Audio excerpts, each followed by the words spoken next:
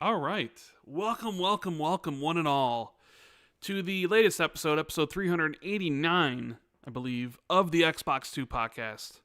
I'm one of your hosts, Randall Thor 19, the man with the million. And joining me, as always, we have Mr. Jez Corden of Windows Central. What's up, buddy? Yo, I've got a headache. That seems like a daily occurrence at this point. Yeah, it kind of does. But I've got a meeting with a specialist on Friday. This Friday to Ooh. discuss said headache. So, Oh, what? I need to double check if that interferes with the podcast. Actually, I don't think it does. Let me just double check. Yeah, you better make sure. No. It's fine. It's fine. It's in the morning. So Okay. no, it doesn't interfere with the podcast. But yeah, I'm supposed to have a meeting with a specialist soon about these headaches. I went a few days without one. I thought, oh, that's nice. You're like, I'm And then like, fixed. yeah, and then today it's like, oh shit, it's bad. It's bad, man. Mm. Mm-mm-mm. Yeah. Yeah, but we survive. We persevere. We've got a lot of things we still need to do, man. A So lot of we're things. not gonna be defeated by a headache. No way. Yeah, who's ever been defeated by a headache? Mm. People who get sniped, I guess. Go on That's ahead. true. This past week was holiday week.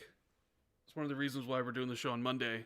I had family over even on Black Friday, and you had to work because Black Friday is deals and stuff, and it's like, all right, well, I guess we'll just do the show on Monday because neither of us could really do the show on Friday.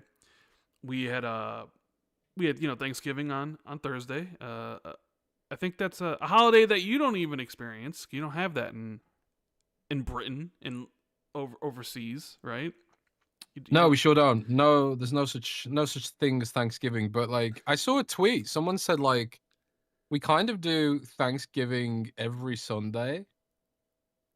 Like Sunday is we kind of do something called a Sunday roast, which is kind of like a similar-ish kind of spread So of every Sunday foods. you have a Sunday roast. Is this true? Every Sunday? I don't personally, but like it's almost like a traditional thing. Like it's some families do, or they have like a regular Sunday roast. Maybe they'll do it like twice a month or once a month or something. You know, like you have Taco Tuesday. Ah, Taco You Tuesday. have a Sunday roast, you know. Right. Family comes around maybe, and you have turkey and all the kind of Thanksgiving stuffing, Thanksgiving spread kind of, right? Um, so yeah, I don't know, but no, we don't do the Thanksgiving thing officially. Everything I knew from Thanksgiving growing up was from The Simpsons. That Simpsons episode where Bart throws Lisa's centerpiece in the fire and everyone's all annoyed and stuff.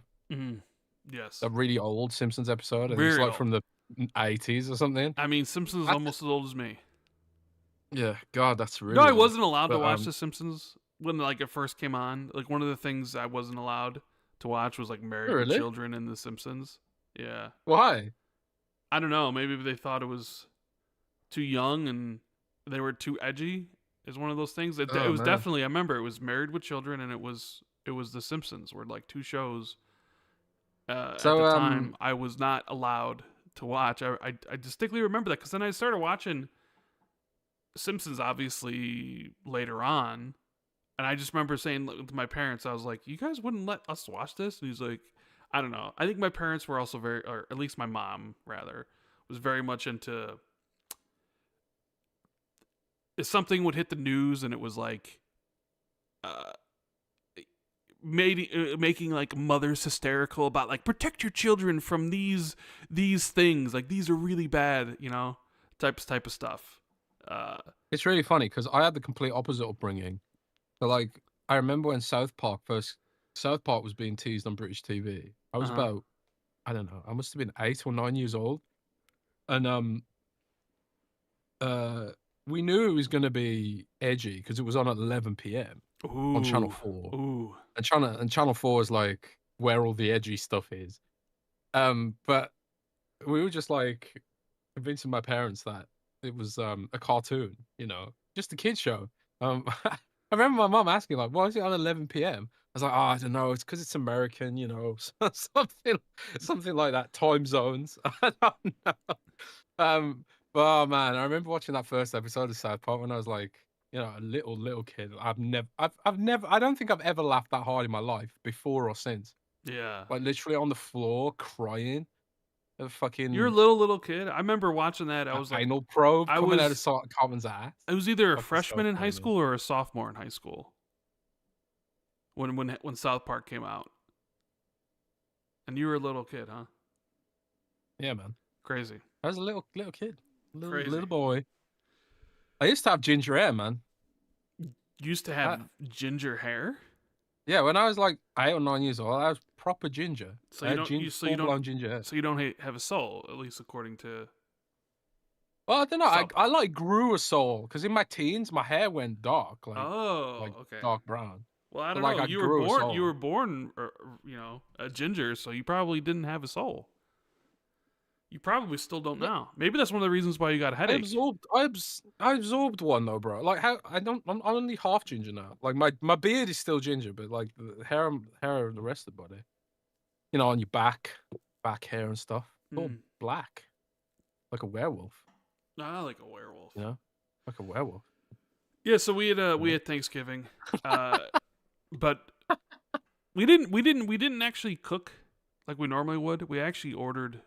We got stuff from a butcher, so like didn't have to go and spend all that time. Like there was a couple sides we made, but normally it's like you cook the turkey, you get all the stuffing, you got all these things, and we actually just bought some turkey that was already prepared from a butcher, mashed potatoes and the stuffing and stuff. So like the actual cooking aspect of it the day before and the day of, and then like the cleanup aspect was just like we got paper. We're like nobody wants to do any of this stuff, so it's like paper plates. So it's just like throw all in the garbage or whatever. And surprisingly, like the turkey was pretty good. The turkey was really good.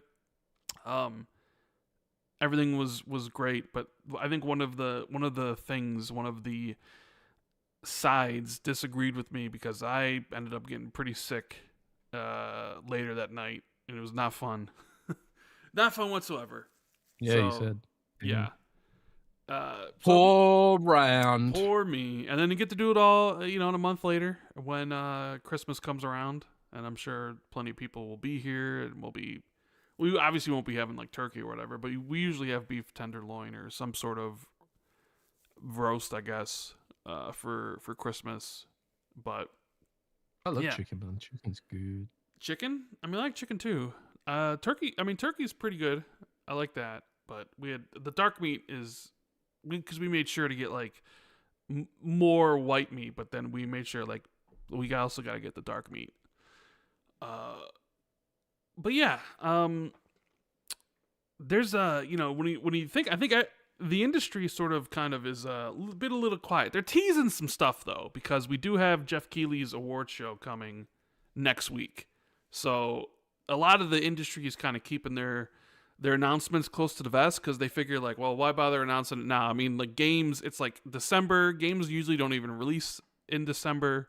All the big games have been out, before Black Friday. Everything's out, so it's like, all right, we're kind of gonna hold our cards to our chest. There's gonna be announcements at the Game Awards, and then Xbox will have their Dev Direct in January, which we assume they will, right, Jez?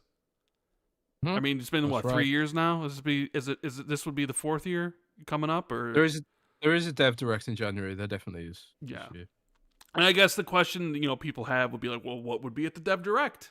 It's like, well, that's a good question. I would imagine Forza Horizon will be there. You think Halo will be there? I mean, they did have their reveal for it. What was that? Was that late October? Has it really been over like a month already since they revealed Halo? Yeah, I think it was.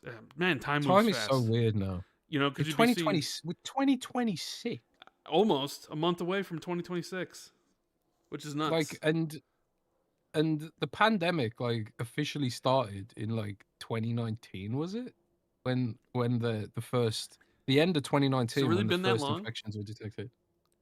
It's crazy, man. Nothing's felt normal since the pandemic. Are we in a simulation? That's what people say. I think we're in a They're simulation. speeding up time. Yeah, I think we're in a simulation, and the clock speed of the simulation is all messed up or something. I don't know, but something ain't right, bro. Something ain't right. Something's not right. But yeah, let's do some housekeeping, then we'll get on to the show. I hesitate to say if it will be our typical longer show for the peeps. This one might be shorter because we also are planning on doing a show on Friday, so two shows this week. But when I was looking at stuff, I was like, wasn't really a lot of stuff you could really chew your teeth into. But either way, we'll try to put on the best show we can every single week as we do. But this episode is brought to you by our wonderful sponsors and Jez's favorite thing going right now. We have Surfshark, yes? Yes, indeed. We do have Surfshark. Rawr, rawr. So, Surfshark VPN is a pretty great service that I use personally. You love it all the time. I do love it. He DMs me all the time being like, bro, I'm so thankful I have Surfshark. And I'm like, yeah, it's awesome. I've been watching WWE again recently, and I'm going back to Germany soon. And Germany doesn't have full-blown access to WWE on Netflix. So, what do? You use Surfshark. And then Surfshark's like, hey, Netflix, this account's in the United Kingdom, not Germany. Give him the full access to WWE. It's great. And I almost think it's too good to be true, and that the powers that be are going to ban it eventually. VPNs have existed for quite some time. I know VPNs have existed for a long time. I know a lot of people, with the Twitter update about where they show your location. A lot of people be invested in VPNs because they're getting exposed. Yeah, that's true. And that's what VPNs are about. Protecting your location, encrypting your data, and hiding it even from your ISP. So let's do some ad reading for Surfshark VPN. Rawr. Heads up, internet adventurers. Black Friday and Cyber Monday are here, and Surfshark is throwing down deals like a feeding frenzy. From October 20th to December 1st, that's today, you can snag a 2-year Surfshark VPN and adblock plan for just $1.99 a month, plus 3 extra months tossed in like a cherry on top. That's full VPN protection and ad blocking for less than the price of a sad vending machine sandwich. But wait, if you want the full privacy buffet, Surfshark One is where it's at. You get VPN, antivirus, private search, real-time alert, and alternative ID protection, all for just $2.19 a month, 2 years, with 3 bonus months to sweeten the deal. And for the privacy maximalists out there, Surfshark One Plus adds Incogni, their data removal tool that hunts down your personal info across the web, tells data brokers to back off. That's the whole Surfshark arsenal for just $4.19 a month, plus 3 extra months on top. Here's the tech flex. Surfshark runs on log-free RAM-only servers. Oh god, those RAM-only servers are going to get expensive. Meaning your data vanishes with every reboot. No logs, no leftovers, and their encryption independently audited and industry-leading. You're basically surfing the web in a digital invisibility cloak. So if you want to lock down your online life and score a killer deal before the RAM prices go up, hit up surfshark.net/XB2 before December 1st. That's surfshark.net/XB2. Go get it. Surfshark. Secure your connection, block the noise, and own your digital life. Rah, rah. That's a shark noise. Yes. For those who weren't aware. But yeah, it's Surfshark is awesome. Works really well. Infinite devices on an account, so you can log in on your phone, your laptop. You can attach it to your router and blanket your whole connection in VPN goodness if you want. I use it mostly for WWE, but also you can get around all kinds of governmental blocks with it, if you know what I mean. Wink, wink, wink. Wink, wink, wink. So you can use it for that as well. And encrypted RAM-only servers means there's no data collection. And also Surfshark's main headquarters is in a country that it's in the Netherlands, which has like a strict no logs required kind of law kind of thing. So it's kind of like a VPN haven country. So yeah, Surfshark's awesome, great service. We've been with them for a long time, and if you check them out, it also helps channel and helps you keep your stuff private. But yeah, That's right. We also have the amazing members of our Patreon. The question and answer thread is open, so get your questions in there. We'll be answering them at the end of the show. Jez just posted a developer interview. Who'd you have on this time for dev interview? Yeah, so we spoke to Thomas Sala, Mm-hmm. who made Bulwark and the Falconeer. That's live on Patreon now. So you get early access to developer interviews that we do. I've got some other really good ones lined up as well. We kind of like, um, I've been speaking a lot to idea Xbox devs at the moment because I really want to I want to promote their feedback. 'Cause I think one of the big issues with Xbox right now is it's not open enough for indie devs to publish their game, and it's prohibitively expensive. Like the amount of rules that Xbox has compared to Steam does give the store games on the store are often more polished. But at the end of the day, it's like if a game isn't polished, it's not going to sell.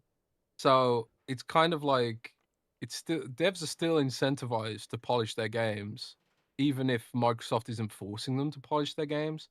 Like look at Steam. Like if a game isn't polished on Steam, it gets review bombed to hell.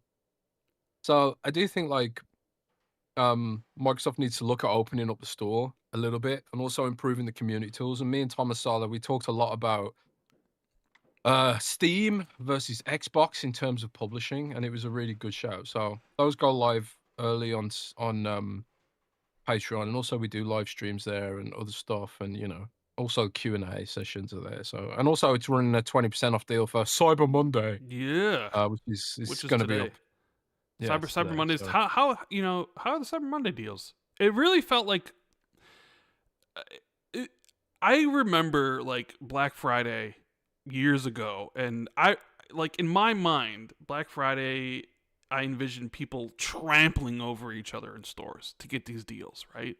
To yeah, get like there was a whole this South Park TV episode is like about it. $1,000 off or whatever, and you just have these crazy deals that people had to go to the stores for, and sometimes consoles were included. Unfortunately, Xbox is like, you want deals on an Xbox this year? Pfft, go jump in a lake. You know what I mean? Like PlayStation had some deals. I think. Hey, that's not true. There is a deal right now on Best Buy, actually. Yeah. You get $100 Best Buy gift card with an Xbox Series X. Yeah, well, So PlayStation. while I it's think not PlayStation cheap, was one like $100 off each deal, each of their systems or whatever. yeah, Xbox is all the like, no, no, PlayStations no, are no. like that, We're good selling at $650 or whatever it is.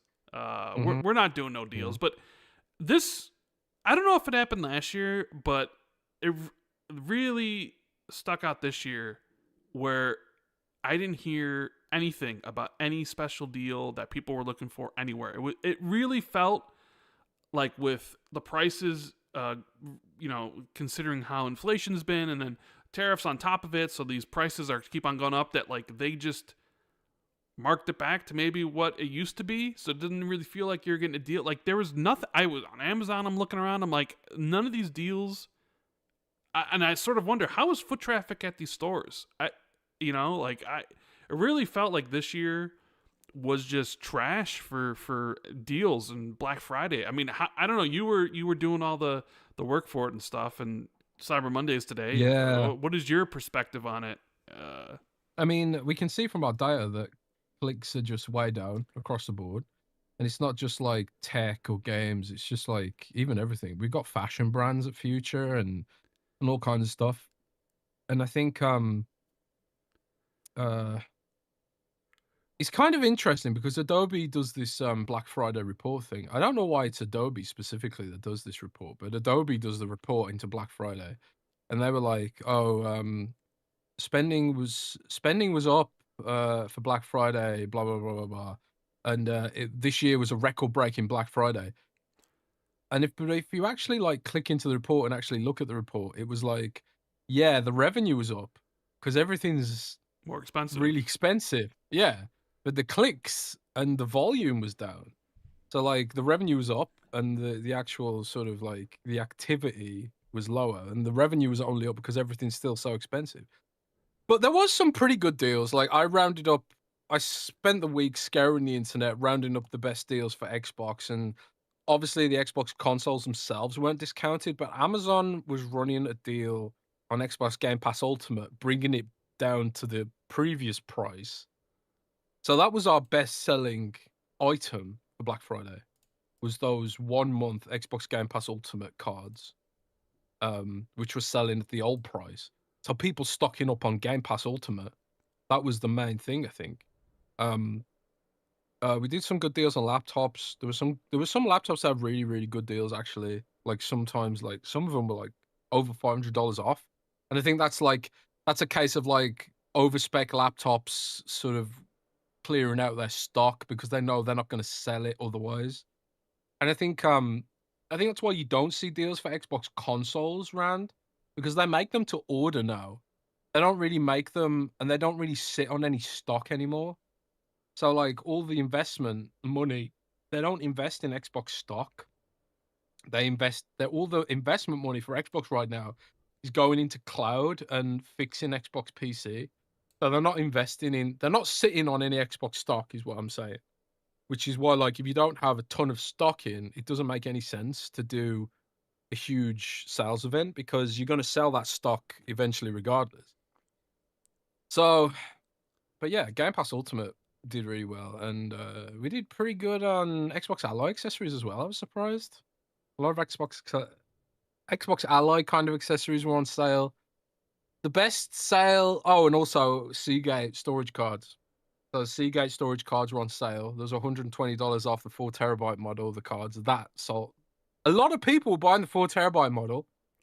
So shout out to you guys if you did that. Some of the controllers were on sale. The standard Xbox controller was on sale, and just random bits and bobs really. Some good headset deals, though. But yeah, it was a muted Black Friday, I think we could say. Yeah. I don't know, Chad. If you bought anything on Black Friday or today on Cyber Monday, post what you got. I looked for deals. I was like, I'm kind of. I don't know what I'm looking for, but let me see what I didn't see anything. So I was just like, I didn't get anything on Black Friday. I haven't really looked today on Cyber Monday, but I'm assuming the deals are basically just the same. And even that, I'm like, I look for books too. There, so many books, and I'm just like, I do have some. I'm looking at it, but I'm only really do the physical copies, and physical copies really don't get discounted like that. Like there's like you can get ebooks or whatever for like $1 or something, but yeah, there wasn't anything I saw that was super interesting this year, so didn't buy anything. Yeah, I didn't. So I didn't get anything. I didn't buy anything on Black Friday, and I'm holding on to my device. So I'm ruining the economy, as they say, because apparently, if you hold on to your devices, oh yeah, you're ruining the economy. You better watch what you're doing because you're going to be the cause of it to fall. It's so apparent they just want you to just consume and move on to the next thing and don't even think about it. Like, oh, you bought that phone last year, get rid of it, buy this other thing. Prop up these companies. They're all feeding on the AI slop. It's like each company is invested in AI from the other one and stuff, and it's just around and round we go. Where we end up, nobody knows. Yeah, it's crazy. I mean, I used to be someone who bought a new phone every year, but it's not just like times are hard and everything's more expensive and money's tighter. It's also that phones are just, they release a new phone and it's just like there's nothing new about it. There's nothing new about the phone. It's like, oh, there's like 10 more megapixels, or it's got some AI feature I don't care about, or the battery is the same size. It's like, do something new, Give me a phone with crazy monster battery life, and maybe I'll upgrade. They do new? They've sort of maxed these things out. Like yeah, kind of. From what for a product that happens every year, I think we're at the point where it's like they've done all they can with the technology now. Like we're at that point, so it's like you don't need a new one. I don't know. It really has to come down to like the next true innovation that maybe. Who even knows what that looks like? But there were times when like each phone iteration added something new. Now it's just little changes here and there, little quality of life stuff. That's like it's not worth spending all that money on something new, especially if your phone still works. Yeah, like my I'm on the S23 Ultra, I think. Like I'm several generations behind my phone. It's like my phone still works, the battery's fine. I've noticed like you're destroying the economy for holding on to that. I'm destroying the economy. Like I've Yeah. It's only recently where I've noticed the battery life's degraded a little bit. But that's fine. I don't really go anywhere long enough to justify getting a new phone yet. Mm-hmm. It's just whatever, man. It is. But yeah, like you said, destroying the economy by Yes. not buying a new phone every year. Yeah. Anyways, back to the Patreons. We love them. Thank you guys for sticking with us. We do have the Xbox 2 MVP shout out tier. So we're going to give some shout outs to the wonderful peeps. We got Adam Bartolo, Army 52C, Asa T and Madison, Battered Haddock, Briggs Country, Bright Trunger 1, Silas, Discarded Caboose, Fantasticals, Foreign Object, Glenn, Governor Grimm, I Mike Zero, Inner Machine, James Moore, James Wiseau, Justin Dooley, Katrox, Laserwolf, Pat Rock, RS Donk, Scarcely Relevant, Sean Kramer, Shrapnel, Trickster for Trey, Wagerman, and Wolfgang KPZ. Thank you guys so much for the continuation of your support of me and Jez here on the XB2. We appreciate you so much. Now, Jez, anything that you wanted to talk about at the top of your list this week? Anything that was percolating in that brain of yours that you're like, hey, when we get on Xbox 2, I really want to talk about this. Anything in particular? While I think about that, you should do the super chats first because they're piling up a bit. Okay, let me get to the super chats here, and then we'll get into some topics. We got Kobe Bishop who said, "Did Settlers turn Sunday roast into Thanksgiving?" I mean, I guess that's a good question to ask. I don't think so, but then I don't know. Like the lore around Thanksgiving is very much the lore. Yeah, like it was Christopher. I even sometimes think Christopher Columbus and the natives, and they exchange food and all that sort of stuff. But isn't it history more than lore? History is written by the victors, bro. You know how history can be. I suppose it's real life lore. Yeah. So maybe I didn't know about Sunday roast, so I have no clue that was even a thing. So maybe it was. We got Silas, member for 25 months, says, Rand, if Jez was on the dole, would you pay for his World of Warcraft subscription to protect his mental health? What does being on the dole mean? I've never heard that before. It's the dole is a British slang for when you're unemployed and you get free money from the government for being unemployed. So if you were getting unemployed and you were getting money from the government, welfare. Why would I have to pay for your World of Warcraft subscription when you could have the government pay for it? Well, maybe I've got to spend the welfare money on food. You don't get much money, man. In the UK, isn't a Warcraft subscription $15 a month? Yeah, but I mean, bro, what are you going to spend that? If I was on the, what are you going to spend? If I was surviving on the dole, I couldn't afford the internet, probably. So not only do I have to pay for your World of Warcraft subscription, I got to pay for your monthly internet too now, because now expenses are building here. Yes, you do, because you're the YouTube millionaire. I am not. I'm broke as a joke, bro. You broke. We're all broke. Broke as a joke. I mean, 50. I don't know. I feel like by not paying for Jez's World of Warcraft subscription, I'm actually helping his mental health by breaking his habit on this game that is sort of pervaded into his life, you know?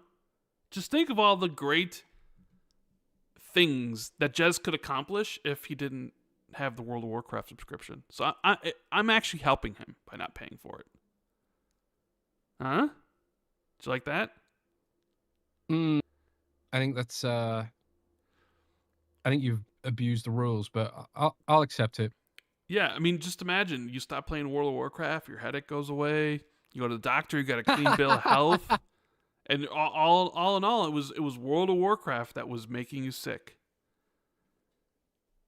And not playing it is exactly what the doctor ordered. Come on. We have Fell 5000 who says, on Amazon in my country, I noticed the sale figures. PS5 sold around 40,000 units, PSVR 2 around 3,000, and the Series X and S only 50 units.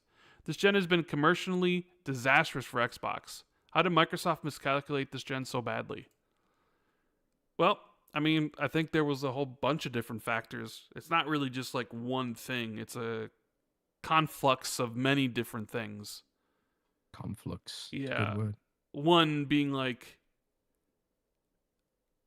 there's the obvious Confluence. of money spent, like tangled up in the ABK, $70 billion. And a lot of people expected that to not have any consequences whatsoever, like the Bethesda deal did, like the $7 billion they spent on Bethesda, and everything after Bethesda kind of remained the same. It was status quo. In fact, there was a lot of discussions about what games would remain exclusive at the time. You remember, Paris had his quote about you don't spend $7 billion and keep things the same, right? And even Microsoft made a big, huge stink about games being exclusive. I mean, we all remember Sarah Bond at the Xbox Showcase with a big poster of Starfield with letters as big as a bold of font as you could imagine that said Xbox exclusive across the front of it. And she said, yes, it's exclusive, right? There was this whole thing of like, these games are exclusive. Phil mentioned they're going to be on Game Pass. So like, that's a factor of like, okay, now you're spending $70 billion. And people thought that it was going to be the same modus operandi, that it was just going to be, we're going to keep everything the same. But because they spent that money, I think the business had to change. I really do also look at 2022 as also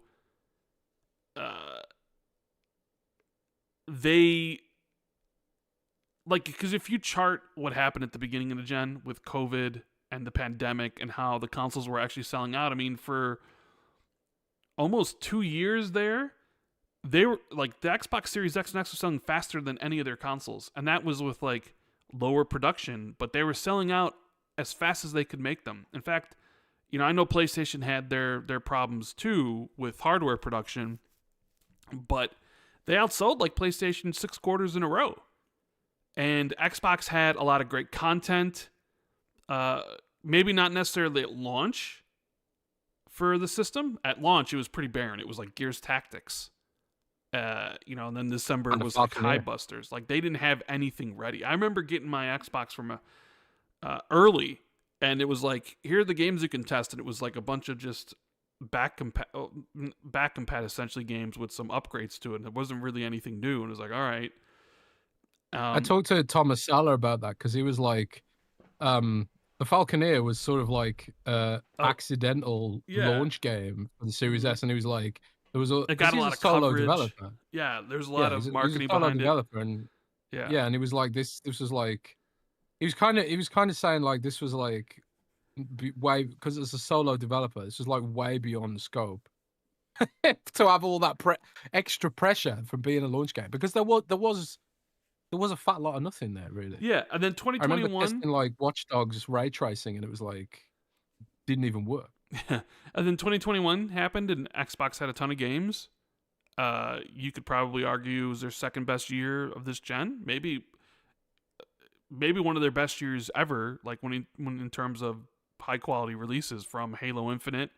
Regardless of how people feel about Halo Infinite now, Halo Infinite people loved back at launch. It's like an 87 on Metacritic. Psychonauts 2 was beloved, still is, Game of the Year nominee. Forza Horizon 5, one of the biggest games of this whole generation, when you factor in everything that happened with it. I think it recently passed 52 million players as a racing game. So, I mean, they had a lot of high-quality releases. Game Pass was sort of coming into its own with, I think 2021 was, or maybe it was 2022, but you started to have, like, MLB The Show finally come to Xbox, and that was day one on Game Pass, and you had bigger AAA titles like Outriders and it was Outriders, right? I'm trying to think. Something like that. Yeah, and like stuff, that zombie game, Back 4 Blood. And it felt like Game Pass was about to turn a corner where you were going to get some of these bigger AAA games in Game Pass on day one and stuff. And then 2022 happened, and they delayed a bunch of games. They didn't have anything for whatever reason. And I know we've talked about this before. You think they missed out on a deal with AMD. They missed out on a wafer deal, or Sony took the wafer deal, or whatever. because they didn't have any Series X's for that holiday. It was like literally, if you wanted an Xbox, the only thing you could get was a Series S, and people didn't want it. And from that point on, I don't know if I still think that, by the way. Okay, and well, I'll tell you what my new theory is. So people didn't want and the this Series is particularly S, relevant to the guy commenting too, actually. And it kind of went downhill from there. You know, they do the ABK deal, $70 billion. Starfield comes out, which, you know, I know some people suggest that it didn't do what it was supposed to do, and Microsoft saw the numbers and like things need to change, and then you end up with the multi-platform stuff, and Sea of Thieves does incredibly well, and Forza does awesome. So it's like it's a conflux of stuff, and I think part another thing is like they put the 30% margins on top of the whole business, and you look at hardware as probably one of the biggest negative margins, low margin items that you could possibly have, and it was just like, well, we're not going to lose money on hardware anymore. So we're barely going to produce these things. We'll produce just as much as we need. They're also throwing a whole bunch of those into the cloud, and you end up in a situation where the whole business needed to change. And I think that's kind of what happened. I don't know. I mean, I haven't talked to anybody about it. That's just my read on it from the outside, is that there's just a lot of different decisions, a lot of different things that ended up leading to where it's at now, where the hardware is just an afterthought. And, Sony's trying to sell as much as they can, and Xbox is like, well, if you want one, it's there. You just got to pay for it. We're not going to cut price on this because we're not losing money on this stuff anymore. Sorry. Right? Well, the guy commenting is from Brazil, right? And I think like true. there's an extenuating extenuate. I don't know what that word is. I'm doing a round where I can't think of the word, but there is a circumstance that is specific to Brazil, where Brazil doesn't have a proper trade deal with America, right? And that impacts, because of tariffs, that disproportionately impacts Xbox with shipping goods to Brazil. One way Microsoft's trying to get around this, specifically in Brazil, and there was an announcement recently which kind of adds to this. They're getting around it with cloud, because when they're doing server tech, that is something that's sort of like it's a cost that Microsoft can swallow a bit more. That was a bit of a spicy way of putting it, but yes, that's like because cloud, Xbox cloud gaming has better margins for Microsoft than actual local hardware in a country like Brazil, which is why Microsoft's pushing cloud in Brazil very, very hard. Because when cloud is not being used for games, they can use it for AI stuff. And obviously AI is a big deal right now, and obviously Microsoft needs AI data centers in Brazil and Latin America and basically everywhere. And they can justify it to their shareholders and stakeholders and whatever, or politically internally, Microsoft can justify it by being like, well, we'll invest the Xbox Series X stock that we would have previously put into retail. What we'll do is we'll stick this straight up into the cloud, because when it's not in use, because people are asleep, those teraflops can actually be used as, compute for AI data centers. So it's kind of funny, I saw someone basically comment recently that Microsoft is contributing to the explosion in RAM prices by buying up all the RAM for AI compute, but they're also selling you the solution. Well, like, you can't afford a console, then come to Xbox cloud gaming, right?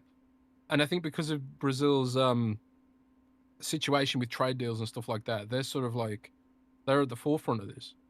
So people think like Microsoft is the Xbox user base must be suffering, because they don't have as much stock in retail. So I think Newis was in chat talking about how in Germany right now, Xbox Series X digital edition is on back order until January, right? So in Germany, there's no Xbox Series X digital stock for Christmas right now. But I don't think Microsoft's producing any less silicon. I just think it's all going into the cloud, because it's better margins for them to put that in the AI universe they're putting that silicon in a place where it can be used for multiple purposes, which is cloud and AI compute. So Microsoft's business model is just evolving in a different direction. And at the end of the day, it's kind of like, as long as the games keep coming, and there's no reason to think they won't, if you're an existing Xbox user, it shouldn't be a big deal to you. But if you're someone who's on Xbox One and you haven't got a console yet, yeah, you're kind of getting screwed, right? But it is what it is. When this AI fad goes away, maybe things will change again. Do you But think it's all about, go away? well, Are you sure? if we're gonna get deep about AI, there's kind of like there is a bunch of I don't know what you call it. There's a bunch of constraints with regards to AI. So AI, like, he's hitting a bottleneck where there's not physically enough electricity in the universe to satisfy the demand. So I do think there's going to be like almost like a hard stop where it's like we physically can't grow this anymore at the moment. And I think Satya Nadella himself said in a podcast recently where he said he had compute sitting on the shelf because he doesn't have enough electricity for it, you know. So I don't think the AI craze is going to go away, but at the same time, it's like Microsoft's strength as a company has always been that diversification, right? So if they do hit a wall with AI for whatever reason, maybe it's like compute, maybe people realize that it's bullshit, and maybe it's just like something as incidental as, okay, well, we've got to pay the debts now. We need to make revenue. Oh, we can't make revenue. Maybe Google just completely destroys them because the latest Google models are better than OpenAI's models. But Google owns the whole stack. Google owns its own. Google's making its own chips now, whereas Microsoft has to buy them from Nvidia. So there's like a bunch of factors here which could lead to a situation where Microsoft has to exit stage right for serious AI stuff. And in that universe, they better count their blessings that they do have something like Xbox to fall back on, right? So maybe that's wishful thinking, but yeah, I think in a weird way, AI is helping Xbox to stay relevant in Microsoft politically because they do need the compute and because Xbox cloud servers can be used for that purpose. That, in a weird way, does help Xbox, and it helps us because if cloud users go up, then more developers are going to want to target cloud, and that means we still get the games, right? So, Xbox's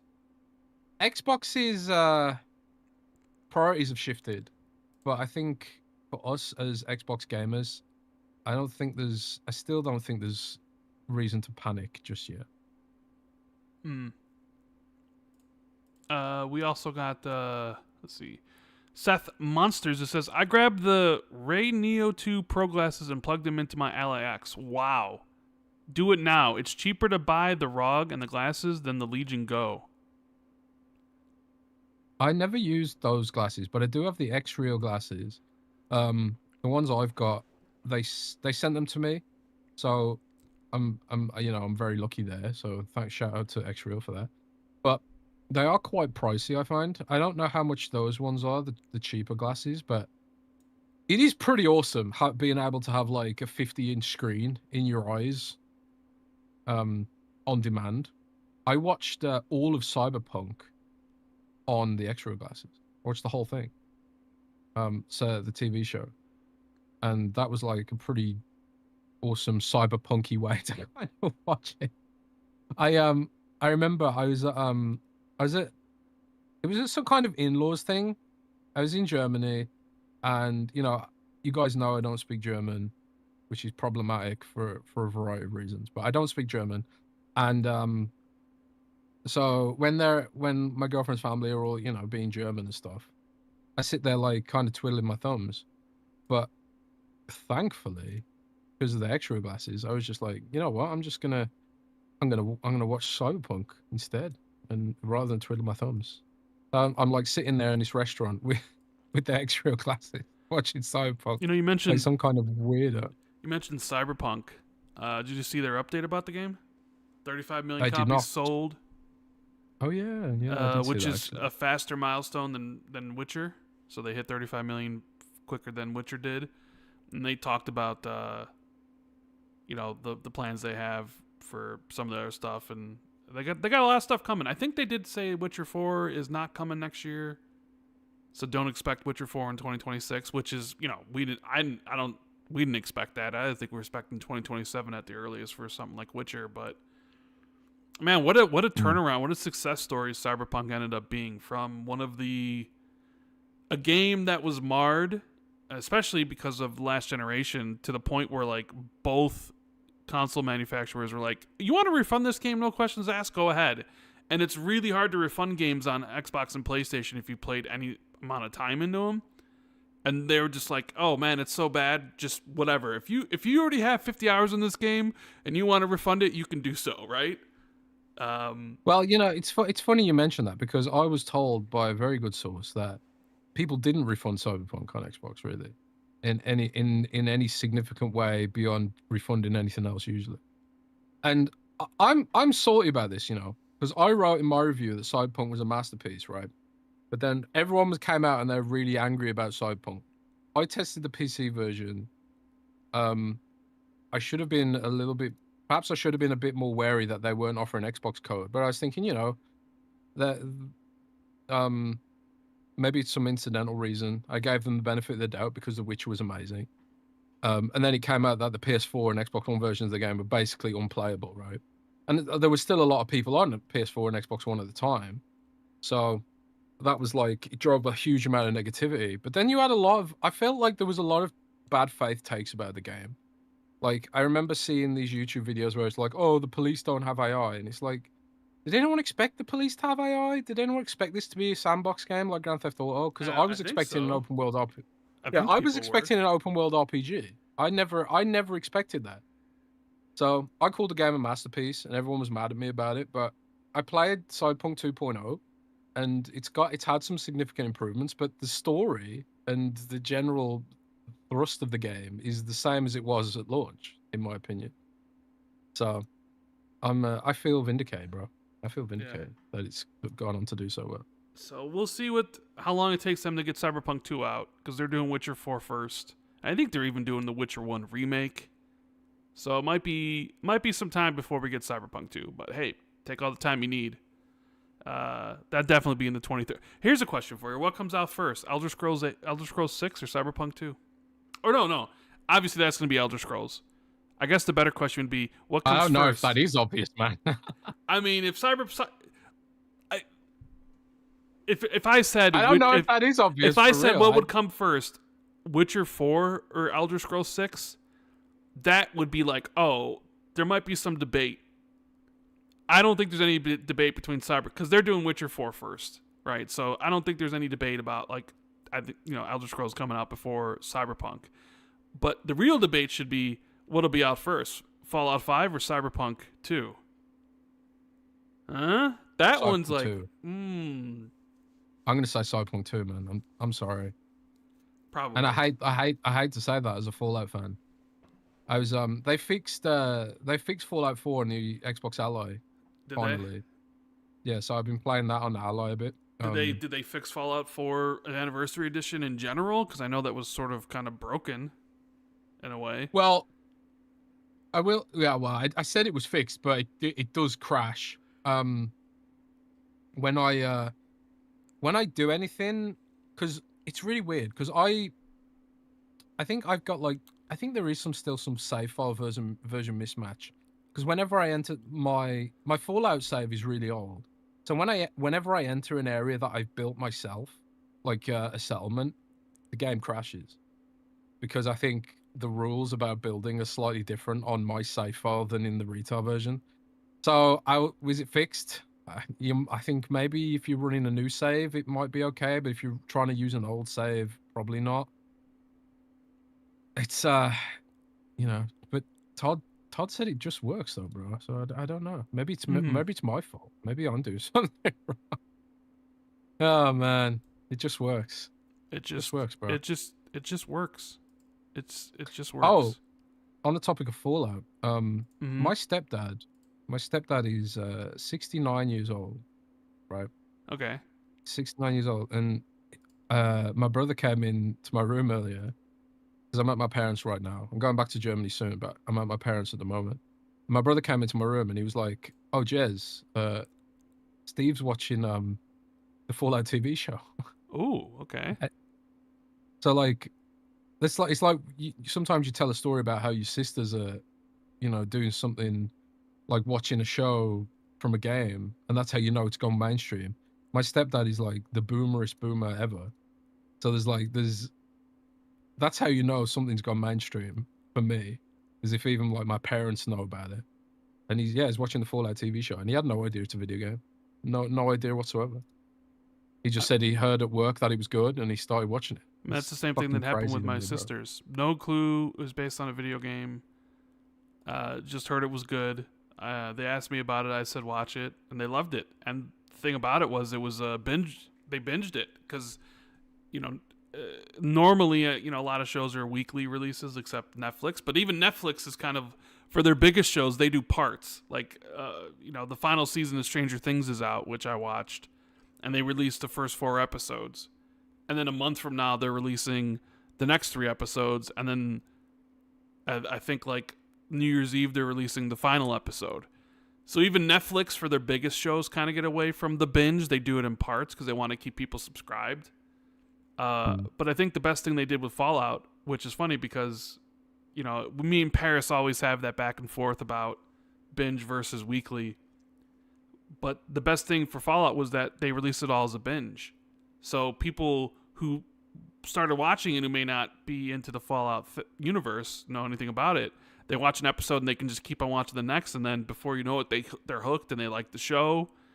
Because even my sisters were telling me like they probably wouldn't have gone back and watched any more. Like it was just one episode they watched, they liked it. They probably wouldn't have gone back because they just wouldn't have really thought about it.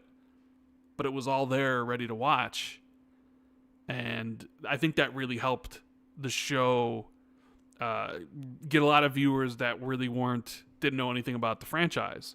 They're changing that, I think, for season 2. I think they're going to drop 3 episodes at once, and then it'll be a weekly release after that. But I'm very curious to see how season 2 holds up. Was season 1 a fluke?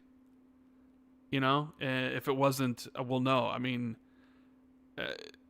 Fallout, when it came out last year, one of my favorite shows of last year. So I'm really, really looking forward to it. I think it's out in a couple weeks.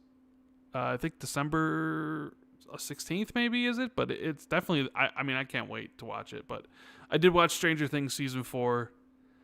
And it's one of those things where is it the best season so far? No.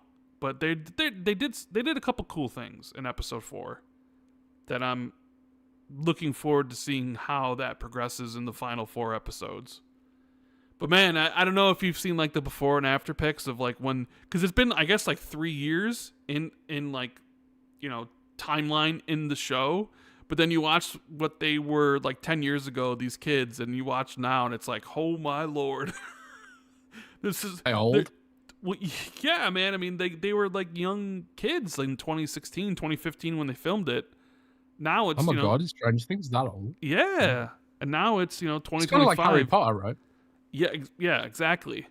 Kind of like Harry Potter, but what are you going to do? Well, at least Harry Potter, they filmed it every single year, right? So it's like, here's a show where you're in school and it's every year is a year of school. So at least they filmed the films like one a year or whatever it was. So it was like, okay, but the kids get older and older and older. But it's just crazy to like look back and be like, oh my God, look at what they were back in 2016 when they filmed this stuff. I've never watched Stranger Things. I've never watched it. Is that weird? I mean, I don't know. I don't know if that's weird or not, but what else we got?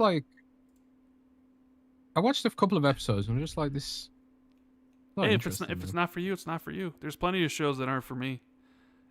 I mean, you also have weird taste in TV shows, Naked and Afraid, The Kardashians. So when it comes to you saying you haven't seen a show or you don't like a show or whatever, I'm Fair good point. because I know your taste in TV shows is very lacking, for lack of a better word. Bruh. You My know, favorite TV. Have you seen Twin Peaks? My favorite TV show. I mean, I've not seen Twin Peaks, but I know all about Twin Peaks. you But don't know all about Twin Peaks. Bro. if someone came up to me and was like, "Hey, my favorite TV show is The Kardashians and Naked and Afraid," one, I think they're probably a girl. I didn't say it's my favorite. Yeah, bro, come on. Chat knows. My favorite. Chat knows. I just think it's quite fun. Oh, did you see the viral news about Kim Kardashian recently? What? That she failed the bar, and what was the other thing? No, Some of the thing that she did her brainwaves and she's not smart at all or whatever. Yeah, she had some kind of like brain scan, and the neurologist was like, "Yeah, we're seeing really low activity in your brain." Like, dude, this is all going to be a marketing stunt for like Elon Musk's like AI Neuralink thing. Watch, I guarantee you that she'll get some implant. Put it in her brain. They're gonna get some. She's gonna get some implant. Those scientists are gonna be like, "Oh my god, look at all the activity," and then she'll complete the bar first try, and she'll be super smart, and it'll be a way to sell the Neuralink to like middle America housewives. I'm telling you, bro. I'm smelling I'm smelling a marketing co-op thing here coming. Come on. That'd be like a 5D play, man. Dude, if they did that, I would be shocked. Dude, it's basically everything coming out of Kim Kardashian's camp is like, she's fucking dumb, dude. You know what I mean? She thought she could just do whatever. Like, psychics said she was going to pass the bar exam, and she was mad at the psychics. She's like, I went to all these psychics. They said I was going to pass it. It's like, the bar exam's pretty tough, and you thought you were going to be able to do it, and then like, oh, we're sorry. We're not seeing a lot of activity in your brain. Like, how dumb are you? I'm telling you, bro, this is a perfect thing. Like, Kim Kardashian be like, I'm partnering with Neuralink, and then all of a sudden she's like the smartest woman on earth and passing the bar right away and stuff, and then all these moms and people and Jez himself goes out to get it because he loves the Kardashians. And next thing you know, everybody's got a Neuralink in their brain. Perfect synergy. Would you get Neuralink? Make yourself a genius? I don't think so. No? Who the fuck would let Elon Musk put wires in their brain? I mean, one thing I will say about Neuralink, it's amazing if it can help people who are like fully paralyzed to get some kind of quality of life back. Mm-hmm. That's where the application for the technology is, you know? But a regular person who like has no real need for it, it's kind of like, I would never risk that kind of shit, man. I would not, And what's next? Like, Thought Police? Because that's basically where it's going, bro. Thought Police, bro. 1984, bro. I'm going to become a conspiracy theorist YouTuber. They make bank, dude. People like conspiracy theorists on YouTube. You definitely should. They make bank, bro. They make bank. We have a super chat here. No. RJ, but okay. Just quickly. RJ's Fun Time makes a good point. I'd use it if it could get me high whenever I want. See, okay, well, if it can do that, then maybe. Yeah. We have super chat here from Aaron, who says, "Hi, Rand and Jez. I love the podcast. How do you think Xbox is going to schedule its launches throughout 2026? Big names are there. Halo, Fable, Gears, Forza, and GTA. Interesting question, because we've talked about this a bit. And I guess maybe you could say there's a little bit of news in regards to that front. What was the news? Well, friend of the show, Mr. Nate the Hate, I've been saying this for before the game even was revealed. So, but yes, Nate the Hate is a much more credible person than Randall Thor 19. But still, he said on social media that somebody asked him about the release date of Forza, and someone goes, "Hey, Nate the Hate, now that GTA 6 got delayed, is half 1 2026 release window way more likely for Forza Horizon 6?" And Nate said, "First half 2026 has been the target and remains as such." Which I think even before Forza Horizon 6 was revealed, I think I was been saying like April, May was when I thought Forza Horizon 6 was going to come out. And now that, GTA moved, May's pretty much wide open. So if I was expecting a release date for release month for Forza Horizon 6, May would be when I would expect it. But there is another game. Like, we could talk about Halo, which we will in a minute here in Gears, but there was another. I did get a couple messages about this, and I'm sure you did too, Jez, about Clockwork Revolution. Because the Gaming Leaks and Rumors subreddit, they posted they spotted that former In Exile writer Nathan Long has Clockwork Revolution listed on LinkedIn as one of their 2026 projects, even if Long is seemingly no longer working on the title. So this has led people to believe that Clockwork Revolution is coming next year alongside Forza, Gears, Fable, Halo, GTA, etc., etc., etc. And I wanted to get your opinion on that. Do you think Clockwork is going to release next year? Or is it safer to assume that maybe that's an early 2027 title? Because my line of thinking is we saw the trailer at this year's showcase, right? It was. I wouldn't say it was necessarily a deep look at gameplay, but there was a lot of gameplay for that game. Yeah. But they also ended the trailer with no mention of a year, which to me suggests that they aren't confident they can hit 2026. So instead of putting the year down, they're like, we'll wait and see. So considering if it was early next year, I think the date would have been on the trailer. Like if it was the first half of the year, the date would have been on the trailer. Considering it's not, then you got to look at the second half of the year. And if Xbox was already like, okay, we got Halo and we got Gears and we got Modern Warfare 4, we got the 20th anniversary or the 25th anniversary, but also now GTA's in the fall. I wonder if they just kind of look at it like, you can try to hit 2026, but even if you do, we still might move you to 2027 because, Grand Theft Auto's now the fall. But I guess you also wonder, is Grand Theft Auto really going to release in the fall? Because it could still move to beginning of 2027. I don't find it likely. I could imagine, okay, I can imagine that at some point Clockwork Revolution probably might have been targeting 2026. I mean, that writer, I think, is no longer working there, so maybe that was like when it was targeting then, but I feel more comfortable saying I think it's a 2027 release. Yeah, I haven't heard anything on my end. I could ask around actually, but I would be like you. I'd guess that as a 2027 thing. But at the same time, one of the big things with Xbox's release schedules these days is like they want to prevent Game Pass churn. So their mentality these days is like, we need to stop people from unsubscribing. And I think in that universe, it changes the rules a little bit, the traditional rules that we would expect them to follow for game releases. Like, it felt like, to me, a lot of their recent game releases were cannibalizing each other, right?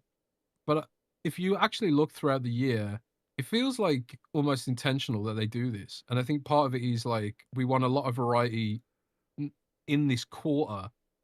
So like there's a burst of games, a thrust of games that stops people from wanting to unsubscribe, basically.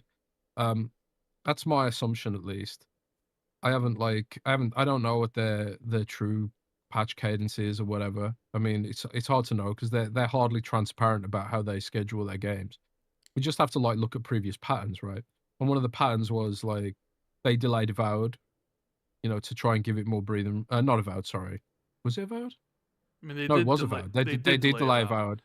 They delayed Avowed, which felt like it was to give it some breathing room.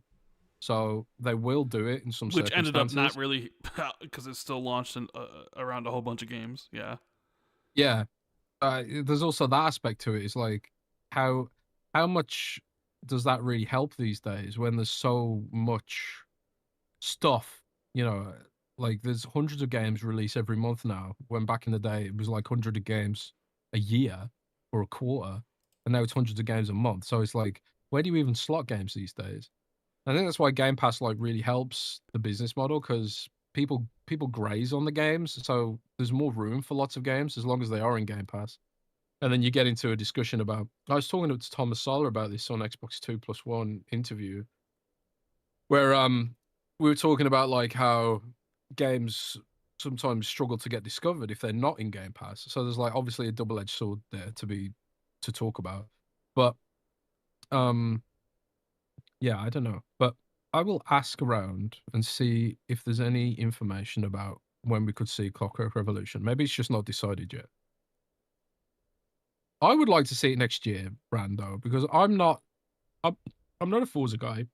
I'm not that interested in Halo CE. Obviously I care about Gears E-Day, and I'm sort of cautious about Fable. I'm a little bit cautious about Fable, bro. Cautious. Yeah. I mean, I don't like comedy games usually.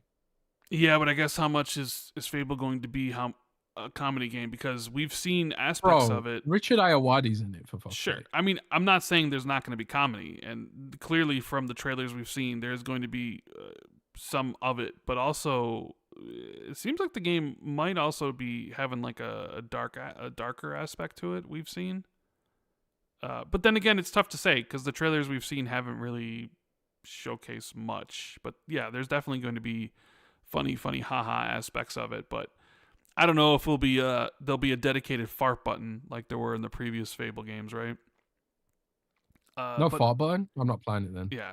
Well, you probably weren't going to play it anyways, but I don't know. As far as the other games, Halo, I mean, everybody assumed Halo was going to release on the anniversary, right? It made sense, but then Grand Theft Auto probably screwed that all up. But then, I know, Jez, when we were discussing that when it happened, Jez said, don't be surprised if Halo releases still regardless. And I said, well, that's because you mentioned the Game Pass churn stuff, and it's like, okay, but it's not just Game Pass. I do it's not just Game wonder. Pass now. Like they sell it on PC, they sell it on PlayStation.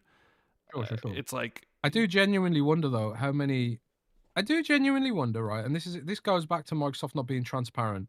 I do wonder, like, if there is just a cohort of people that they cater to, people not like us, people who just play games on Game Pass. There's got to be a cadence of people that behave that way, and we'll never really know because they're not really transparent about it.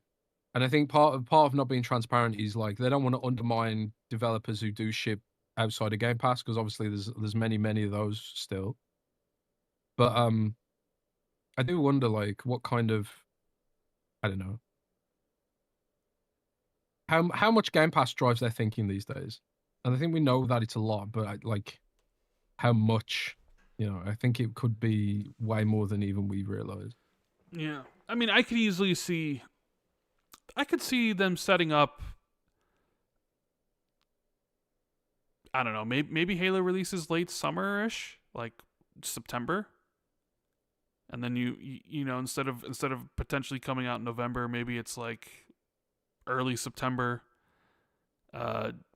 Gears maybe in October or something. Fable, I you think it'd be thrown in there too. Like I expect Gears and Fable at least to be two of the bigger fall games, but I don't know how much GTA changes people's plans.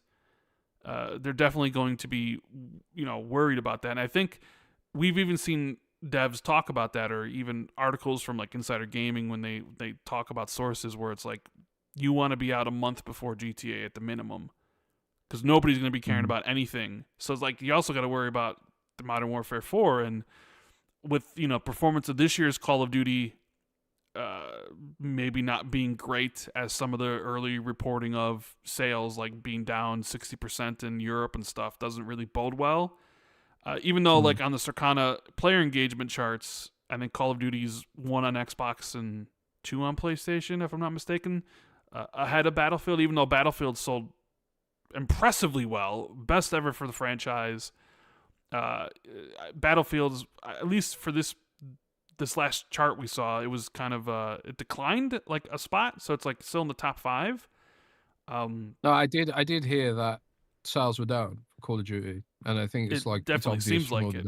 So yeah, next year's Call of Duty is a Modern Warfare game, but also it does seem like sentiment towards Call of Duty is perhaps at the lowest it's ever been, and you're going to be releasing up against Grand Theft Auto 6, which is the most anticipated game ever. So like they're probably also going to have to move ahead of it by a little bit, and then where does that leave the other games? It'd be, it's not just like, oh well, we need, like, some of these games is like, well, we plan on releasing this, and it's like, when do you think you'll be finished?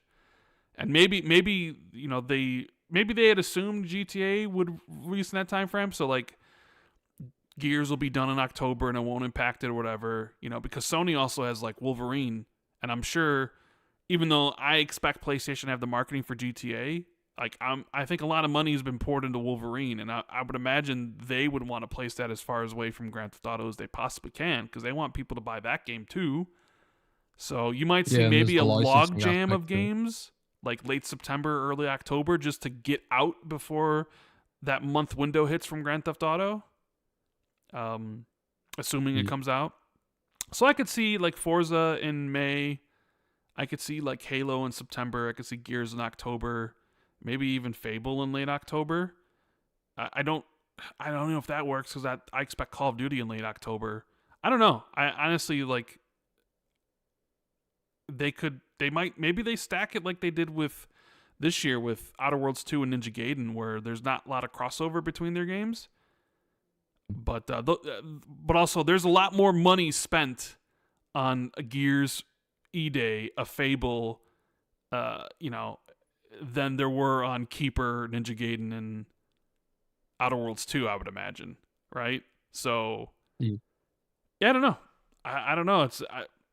I don't know how they're going to run the fall, because you have basically like a nuclear detonation happening in end of November or middle of November that kind of changes up. At least I think changes up. I mean, I guess it depends on like whole Game Pass situation, how much they really value that versus like selling copies overall. But we'll see. I suppose like the only game that could really go up against GTA is World of Warcraft, really. Not really. What? I mean, World of Warcraft has its expansion coming out in March. They're not waiting to the fall. So true that.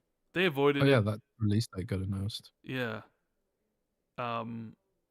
So that's why I'm saying, like, Clockwork Revolution, like, as much as it would be cool for it to come out this year, because it does look really cool, it's like, where would it release? Like, what month?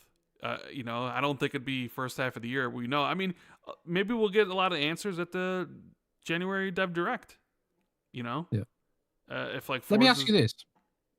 Yes. One of the things that has been a hot topic recently is that Xbox hasn't had many Game of the Year nominations for quite a while. Sure.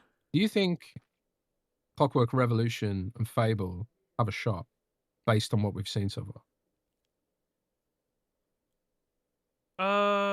Purely based on what we've seen so far. Well, on what we've seen so far, well, we haven't seen much of Fable, so it's tough to say. On Fable, I would probably say inconclusive would be my answer.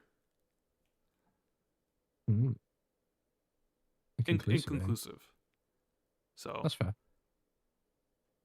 Maybe it's better served those games come out in 2027, because we know some games for this year. Like I already can tell you, Resident Evil 9 and Requiem is going to be a lock for a Game of the Year nominee. I don't even need to see more of that game to know that game's coming at like a 90 Metacritic and is going to be a Game of the Year nominee. That's just whatever. Wolverine potentially too. I know GTA launches the 19th, so it might actually miss out. But I don't know the cutoff date. But if it's there for the cutoff date, it probably even gets it, because the review copies might come in on time, or maybe not. I don't know. But you would imagine. I didn't think about the rest of the games. I mean, yeah, I'm gonna go inconclusive on those. I just don't know enough about them. Fair enough. Let's see. We got Chris, who says, Jez, have you heard anything new after your Activision Game Pass games article? At this point, it feels like they're just hoping we forget about it. Oh, yeah, I haven't heard anything new. Again, I could try and find out. I suppose it's difficult for them because they do have like a ton of games, ton of new games, and they have a ton of third-party partners, right? And I think they're probably nervous about cannibalizing new stuff with old stuff, even if the old stuff is popular. I think they're probably just waiting for a time where there is a genuine lull to justify putting that stuff in there without cannibalizing stuff. But that's just my guess. I'll try and find out something more definitive, but I haven't heard anything, unfortunately. Yeah, I don't know. I think their thinking changed. Because I remember when the deal went through, or when they announced it, they said that their plans was to release as much as they could on Game Pass when the deal closed or whatever. They've hardly released anything. It's like 3 CODs, Yeah, I saw 4 CODs, and then some of the back. But there's still a lot of games they could put on there, and they just don't for whatever reason. And maybe the before it was Transformers games is something I get asked about a lot. But you've also got stuff like, is Sekiro there? no, nope. Weird, man. So I don't know. I don't know if they had a change of heart, if they thought there'd be a lot of cannibalization. Because it seemed like with Bethesda, it was like, here's all the games we can right away, and it was great. And then with ABK, one of the big factors was like, oh man, all these games in Game Pass, and it's really been the worst case scenario in my opinion, because you haven't gotten any of the back catalog of Call of Duty games in there at all, right? And it's just been the newer games, and it's been like, you have all these other games you could put in there and you don't, and I just sort of wonder if they're just like, we're not going to. We changed our mind on this for whatever reasons. It's like, okay, well, that's not what you said you were going to do, but whatever. I guess business changes, right? Business realities change, but yeah, I think the next time I have an interview with an exec, if there is another time, I will press them on that. Maybe it could be one of those things where I would even hesitate to say this because it doesn't even really make that much sense, but they might be holding things for like next year's anniversary, 25th anniversary, and maybe they could add, like, I know people expected, like, okay, we got Activision, here's our last hurrah of back and pack games. And if you remember, the last batch of back and pack games came at the 20th anniversary of Xbox in general, right? Back in 2021, was it? And so now next year is the 25th anniversary. We haven't seen any of that stuff. And I sort of wonder if it potentially they could be holding off on like a big event like next year. I know, because a lot of those people that were working on those teams, I think you even reported, were, they're no longer together, the back and pat team. They were off doing other things, potentially helping making Windows 11 better for gaming and like the ROG Ally stuff, and making sure they're working on Forge compatibility. They're compatibility on stuff. Getting our games running on PC. Yeah. Or that new hybrid chip they're working on with them AMD. So maybe that's what they're working on now. Maybe it just didn't fit the plans or whatever, but maybe that's something they could have for a 25th anniversary, because I put this in the title because I didn't know what else to put in there, because I was looking at things like that went on this week. But this past week, or since we've done a podcast, it was the 20th anniversary of the 360. Didn't even notice. Well, yeah, that's also because Xbox really didn't celebrate it that much. I think they had one tweet about it. And I saw some people upset that Xbox didn't do more to celebrate the 20th anniversary of the 360, which a lot of people consider to be Microsoft's best generation. Hardware, maybe not necessarily like hardware rise, because like I would say the Series X is their best hardware they ever made, but Xbox was at the forefront during that generation. A lot of people look back fondly on the 360. And all they did was like a tweet. There was no like, hey, here's a dynamic ad or whatever. Or a lot of people were expecting like maybe not necessarily like hardware, but what about a controller to celebrate the 20th anniversary? Because they did one for the 20th for the OG Xbox. There are a lot of things they could have done to celebrate it, and it just kind of came and went. Because I did get a couple messages. Crocs, bro? Don't get me started on the Xbox Crocs. Uh, I'm uh, sorry. you don't like the Xbox Crocs, bro? No, like, look, Xbox does a lot of dumb marketing shit. What? They do a lot. Like, That's not very they nice. do a lot of dumb marketing shit. Like when they Xbox Dang. teams up with the American Girl dolls. Like the American Girl doll will have like an Xbox like console or whatever. And I've actually talked to people at Xbox and people that whatever, and they'll be like, it's advertising Xbox to a segment of the audience and don't know, what it is, and it's, good money spent. I'm just like, dude, nobody cares about, what are you talking about? You know what I mean?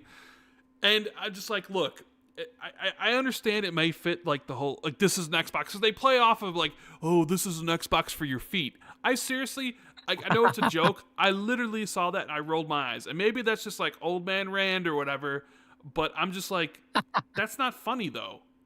I personally think, Rand, that you're just jealous because Microsoft sent me the Xbox Crocs. I couldn't, if they send them to me, I wouldn't, I'd throw them in the trash, bro. What?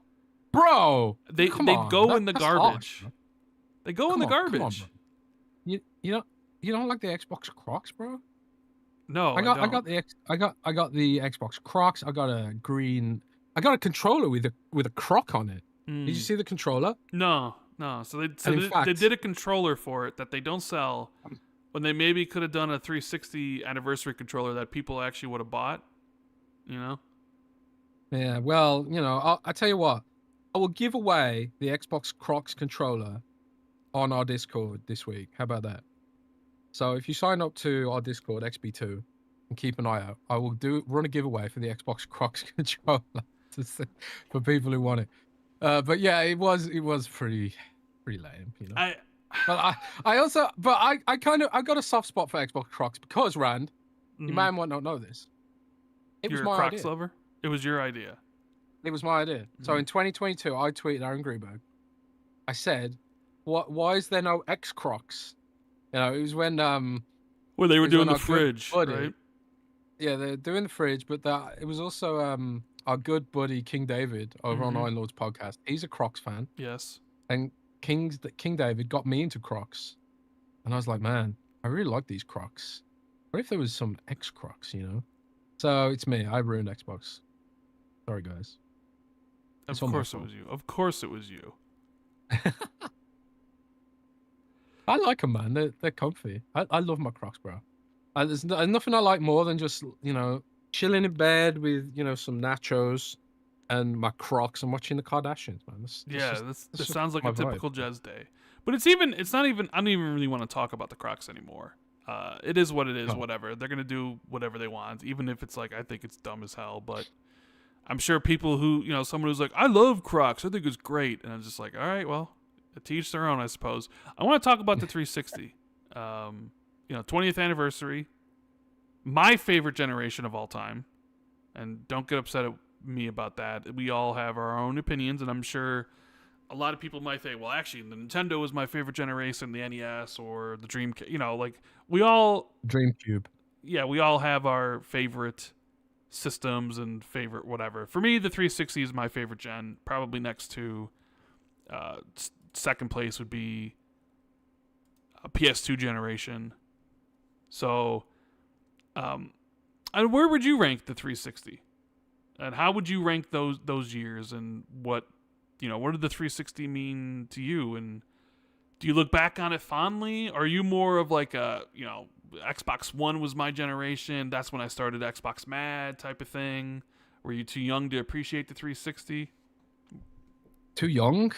I wasn't that young. But I will say this, like I had a 360 and the 360 came in clutch because that's when I came in clutch because I was a PlayStation guy. Me too. The PS3 totally priced me out of the market. PS3 was really expensive at a time where I had no money, and then Microsoft came out with the 360 without Wi-Fi, without hard drive. That arcade edition was super cheap compared to that, and I was just like, well, okay, I'm an Xbox guy now. I did have an Xbox OG. I had the OG Xbox, but I only had a couple of games for it. I think I had Metal Gear Solid 3, a version of that on the original Xbox, and also Halo, obviously, and Splinter Cell 1, I think, something like that, on the original Xbox. And I think we had the original Fable, but I didn't really play it. So I didn't dabble much with the original Xbox, but obviously I was aware of it. And then 360 came out, and I got a bundle with Dead Rising. Really love Dead Rising, the original Dead Rising. And so that's. But the thing is, Rand, I was also just always addicted to World of Warcraft. So it wasn't honestly, it wasn't until Xbox One where I stopped being so addicted to World of Warcraft for a bit that I really got into playing on console again. And so for me, like the Xbox, I personally consider the Series S and X to be an extension of the Xbox One, because like the dashboard hasn't changed. It's the same ecosystem. It's all the same games. It's barely a new generation. So like it's really moving from the Xbox One to the Series S and X. That's been my favorite generation. Like Monster Hunter World, just I put so many hours into that game. And that's when I stopped playing so much on PC. So for me, it's the Xbox One, Series S, and X generations really that I remember more fondly. But I did love my 360. I played, the Fallout games were pretty big for me on the 360, more so than anything. Yeah. And Elder Scrolls and Oblivion, and, Skyrim, Oblivion. Yeah. I missed out on a ton of stuff. Like I have so many blind spots in my sort of gaming repertoire because of WoW. So like, there are a bunch of blind. So sad. It actually is sad. It really is sad. But yeah, man. WoW was such a disease. Well, my PC broke, and also WoW got kind of bad for a while, so that put me onto console gaming for a while. Yeah, I mean the 360. One of the things I distinctly remember is going through 5 of those systems. Sometimes one of the things that comes forefront to my mind is like, oh yeah, the systems broke all the time. Yeah. And people still wanted them because people didn't want the Wii because it was at the time seen for grandmas and grandpas and little kids, right? Because of the focus on motion controls and stuff. And PS3 was just, in the beginning, just kind of a joke, an overpriced joke, really.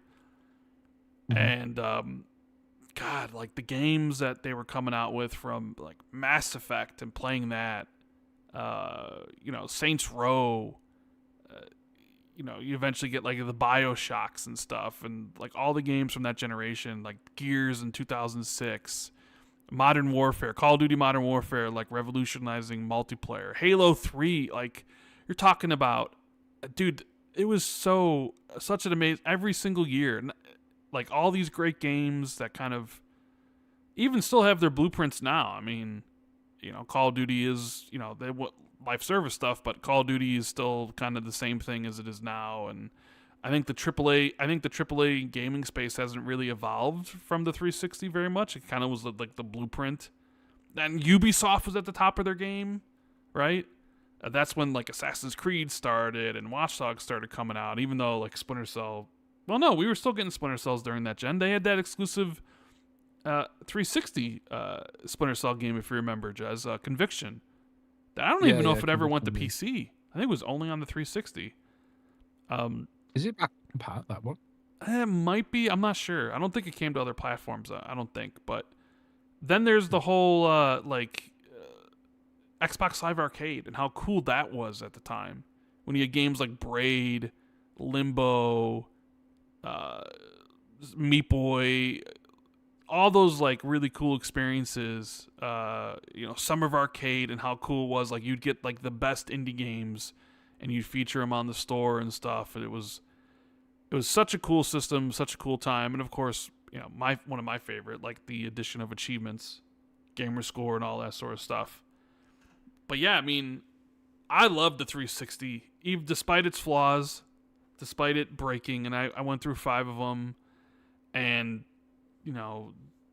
despite some publishers and like their over reliance of like every game needs multiplayer, because I don't know if you remember, is like you'd have these games that would come out that like would have a tacked on multiplayer just because it had to have it.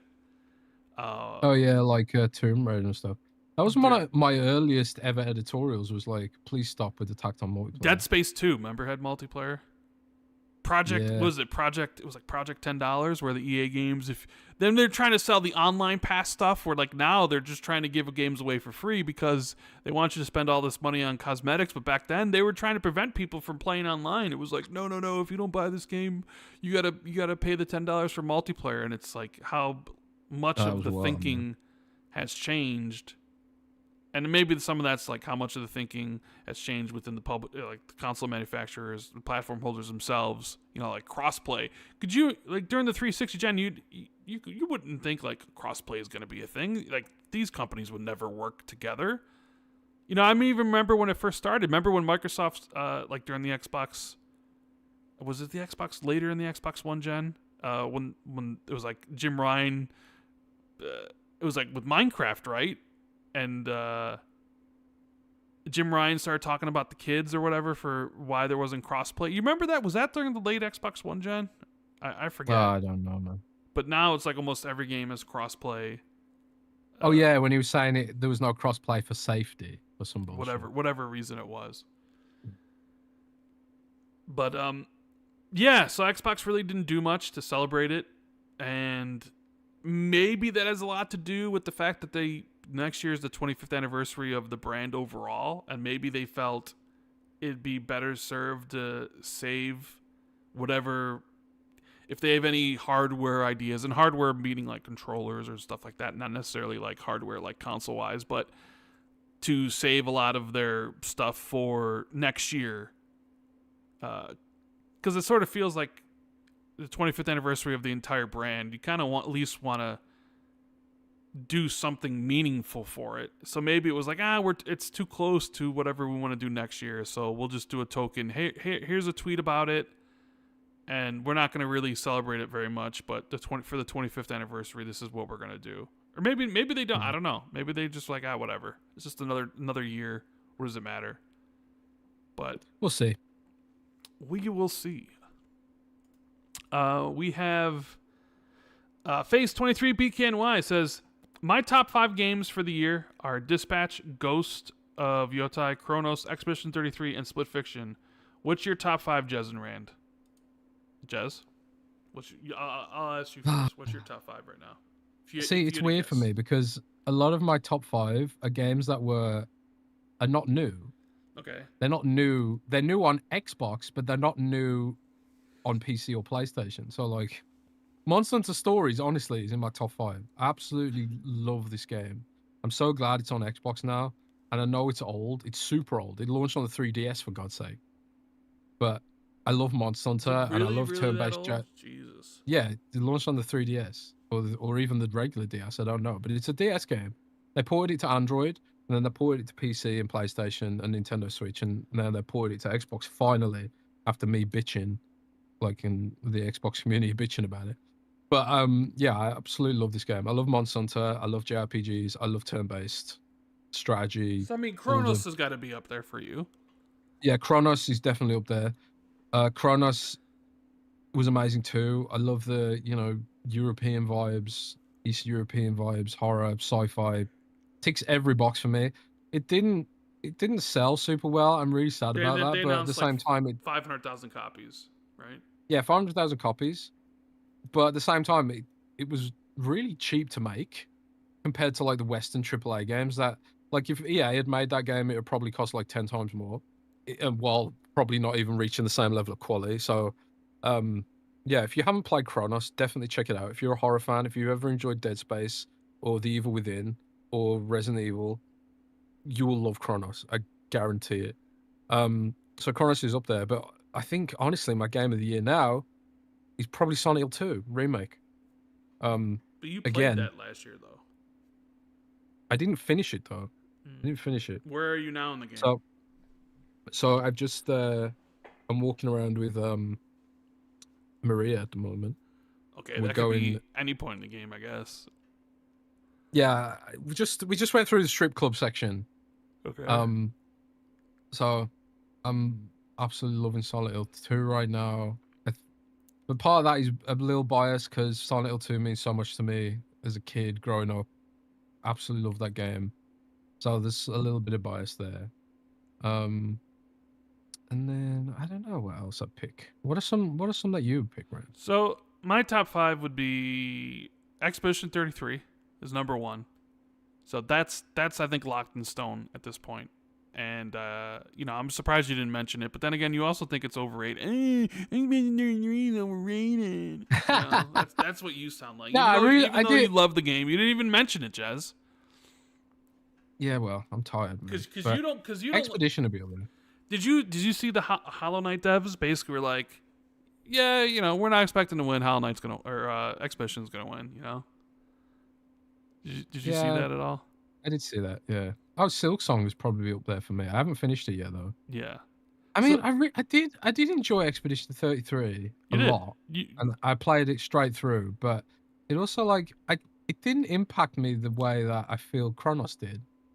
Okay, well, I mean, there's 5 spots. It doesn't have to. Chronos could be your number 1, and Expedition could be your number 5. Yeah, I know. That's why I didn't even remember it. Yeah. My memory's not that great for one. What are you? So Expedition 33, number 1, and then the next ones are kind of in no particular order. Because I've been thinking about it quite a bit. Arc Raiders, which I have over 100 hours in now, by the way. Damn. Still loving this game. I remember a couple weeks ago I said, I might be coming up on the end of my journey in Arc Raiders. Nope.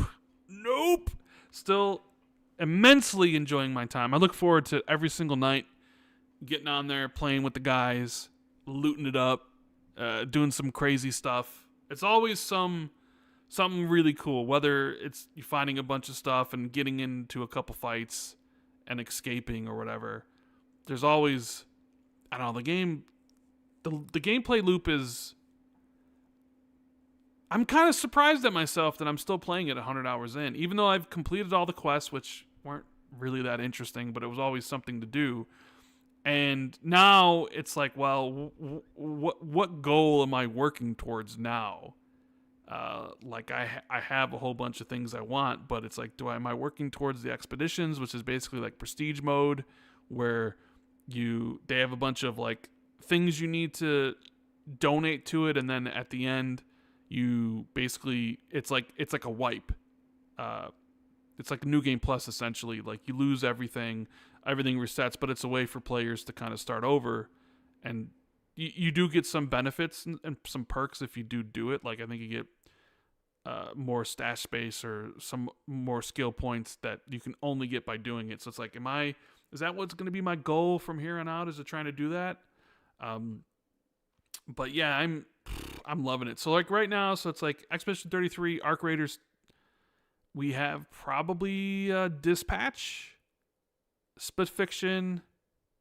I thought you were going to say Dispatch, Split Fiction, Silent Hill F.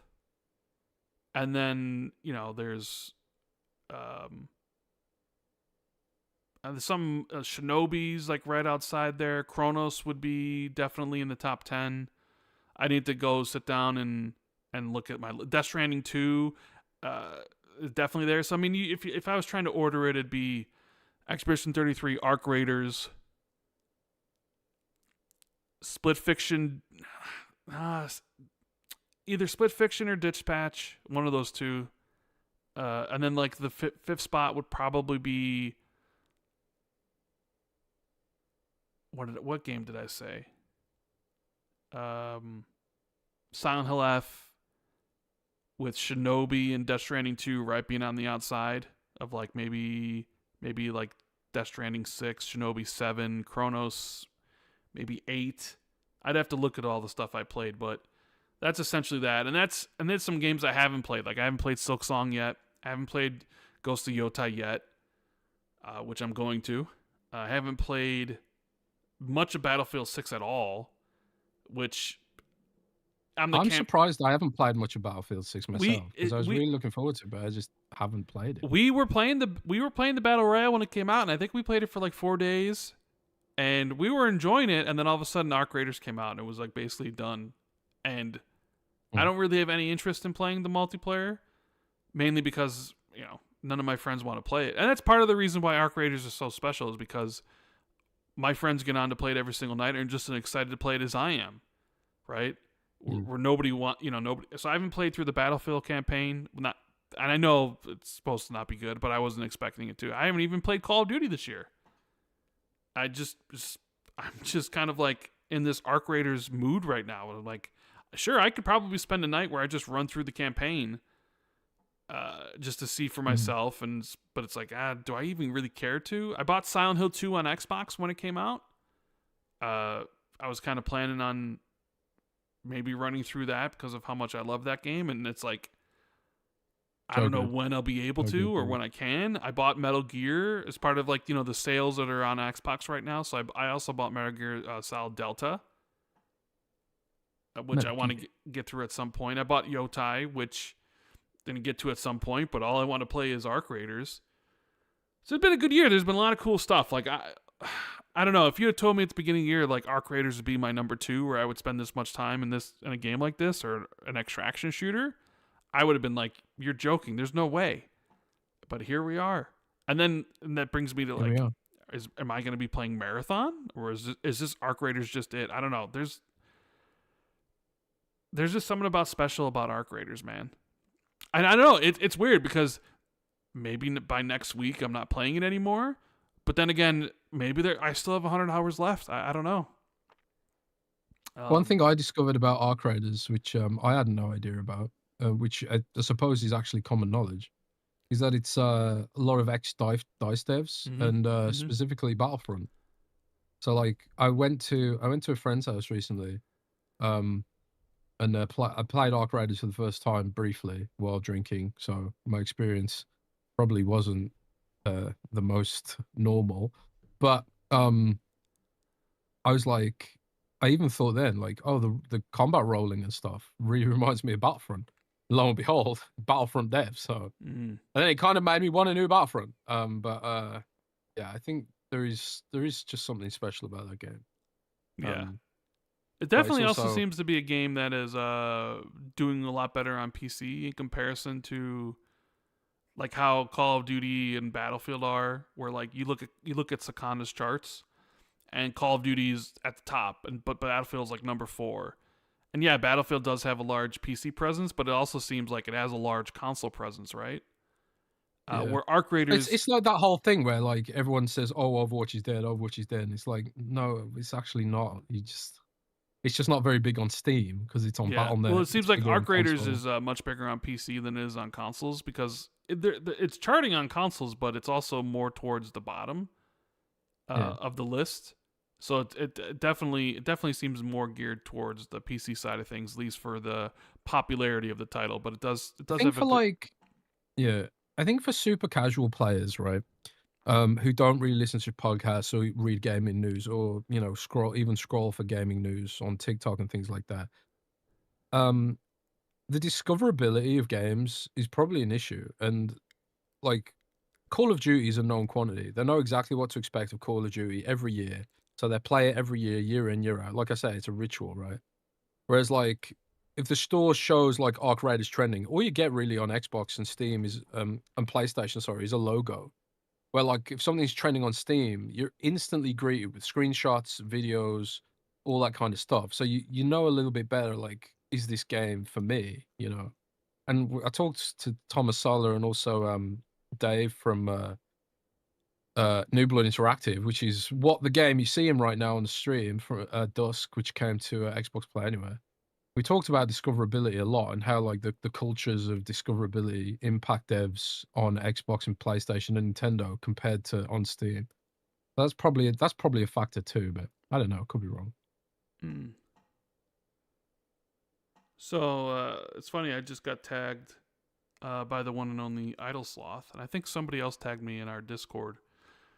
Some news about the Splinter Cell remake. Oh, since this podcast is all about Splinter Cell, right? Tom Henderson, I see, posted this 30 minutes ago on Insider Gaming. Splinter Cell remake's director has returned to Ubisoft to finish the game. Where did he go? So, Splinter Cell remake director David Grivell has returned to Ubisoft to finish what he started in 2021. Announced on his LinkedIn profile, David Grivell announced that he's rejoining Ubisoft Toronto as the project's game director for a Splinter Cell remake. That's got to be good news. The Splinter Cell remake originally started development in 2021 under the codename North, with not much else being said in the game since. Insider Gaming exclusively reported in 2024 that the game is currently in development on the Snowdrop engine with a tentative release date of 2026. It's likely, given the projects and Ubisoft as a whole issues, that this release date is no longer accurate, but we'll update our readers when we learn more.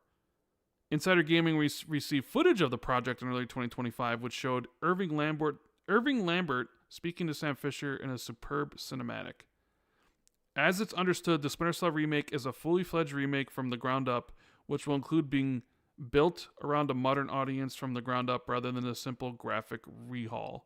It's understood that the game is in development for the PlayStation 5, Series X and S, and PC. As for what Grivell's return to the game means for the game's immediate future is unclear, but the news that development continues on, the game will be a warm welcome to those who are skeptical of the project's future.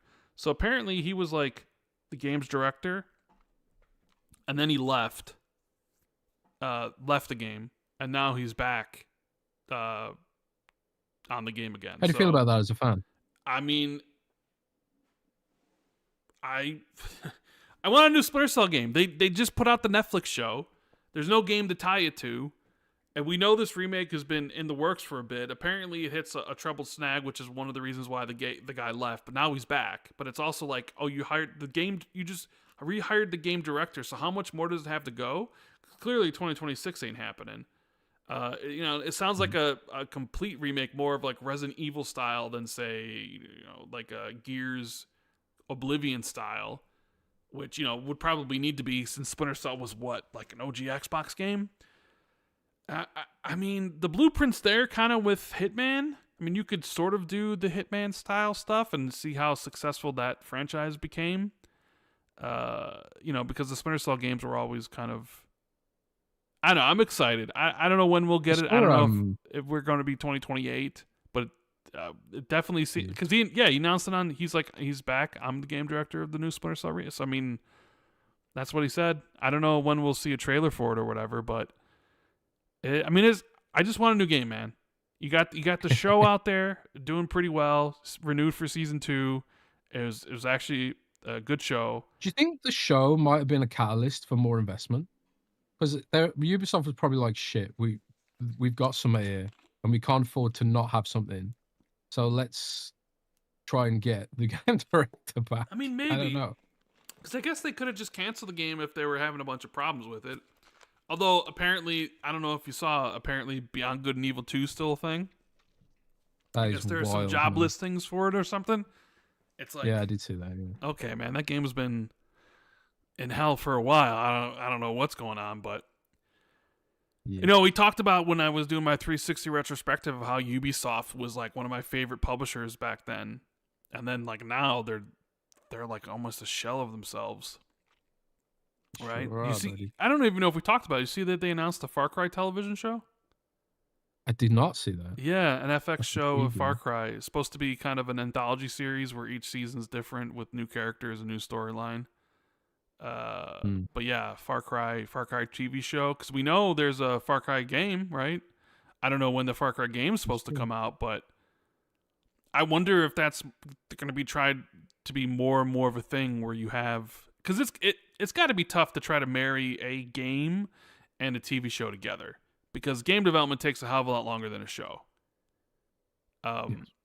So I sort of wonder if Far Cry, I think nailing those timelines is very tough. Very tough. So I wonder if it's like, okay, Far Cry, we're getting ready for whatever year, and it's like, well, we can do a TV show. I mean, considering that, and who knows how good it would be, but it definitely seems a lot more companies are doing this. And there's even some updates on God of War I saw today. Like they hired one of the directors or whatever from Shogun and The Boys to help co-showrun. It's got a 2-season order on Prime already for God of War. Casting's underway, I guess. So I think it's going to probably film relatively soon. And, we know there's a new God of War game in development, I think. So. Well, I heard Microsoft's really doubling down on the whole TV stuff, I mean, I think which is Phil funny said because as much, right? yeah, he did. But like some of the projects I've heard that are coming, I'm very excited about, and I know you will be very excited about. That means not a Warcraft show, which is great No, not a Warcraft show. No. because that Well, would. maybe they are working on a Warcraft show, but I'm not. That's not the I one mean, I've what do heard we know? about. What do we know they're working on? They got the Fallout show. They got the Grounded Fallout. animated show. They got the Gears animated show plus the movie. Yeah. There's another Minecraft movie, which was already announced. Am I missing anything, Jez? Any other? I don't know if you miss. I mean, no, I don't know if. See, I can't remember what's public and what isn't. Because there's something I know about. There's two things I know about, which I know one of them isn't public, and I'm not sure if the other one is public or not. Well, DM me and I'll let you know if it is or not. Right. Well, one of them I haven't even told you about. Well, so. Well, then I'm just saying, DM me and I'll tell you if it's. That's the one that's not public. That's not public. Okay. No. So I'm not. But it makes sense. I could totally see that. I could totally see that. The other one I haven't even told you about, and it's the one that I think you would be very, very excited about. Well, tell me. Very, very, very excited about. Ah, man. DM it to me. Tell me. I'm not gonna say anything. I'll tell you if it's announced or not. I know this isn't announced. Okay. Oh, this. I'm pretty sure this actually was announced. I don't think it was, bro. No, I'm positive. Hold on, let me look. Let me Google this really quickly. Maybe not the second part of your message, but the first part. I'm positive I'm like 99% sure that's been announced. Oh, okay. Hold on, let me look. Let me look. I think we've even talked about it on the show. Oh, maybe we did then. But the second part of it is this was relevant from Variety 4 months ago, July. Wolfenstein TV series in development at Amazon from Fallout producer Kilter Films Patrick Somerville. Yes. Okay, well that's so the Wolfenstein TV show. All right. Well, the second part of what I said is relevant then to when you were saying it's hard to line up games with the TV show, because I've heard part of the TV show for Wolfenstein is lining it up with a new game. I mean, people have been wanting Wolfenstein 3 for a long time. You know. Yeah. So I think like if a big way to make a splash with Wolfenstein 3 would be to launch it alongside a high quality TV show with the Fallout runners, right? Yes, absolutely. In my head. Well, me too. Like that makes all the sense in the world. Hell yeah. I don't know if Machine Games can do maybe they're doing 2 projects at once or whatever. But that makes me excited. Well, a Wolfenstein TV show, combine that with potentially a Wolfenstein, the end of the Wolfenstein trilogy, the BJ's story or whatever. Perfect. Let me ask you this, because I spoke to someone recently on Twitter, I think, or I can't believe I spoke to someone, or if it was a viral tweet or something like that. My head's just full of Black Friday stuff at the moment. But I think I saw a tweet where someone was like, "How do you feel about the Gears of War TV show? Now we know that it's not going to be in universe; it's going to be alternative universe."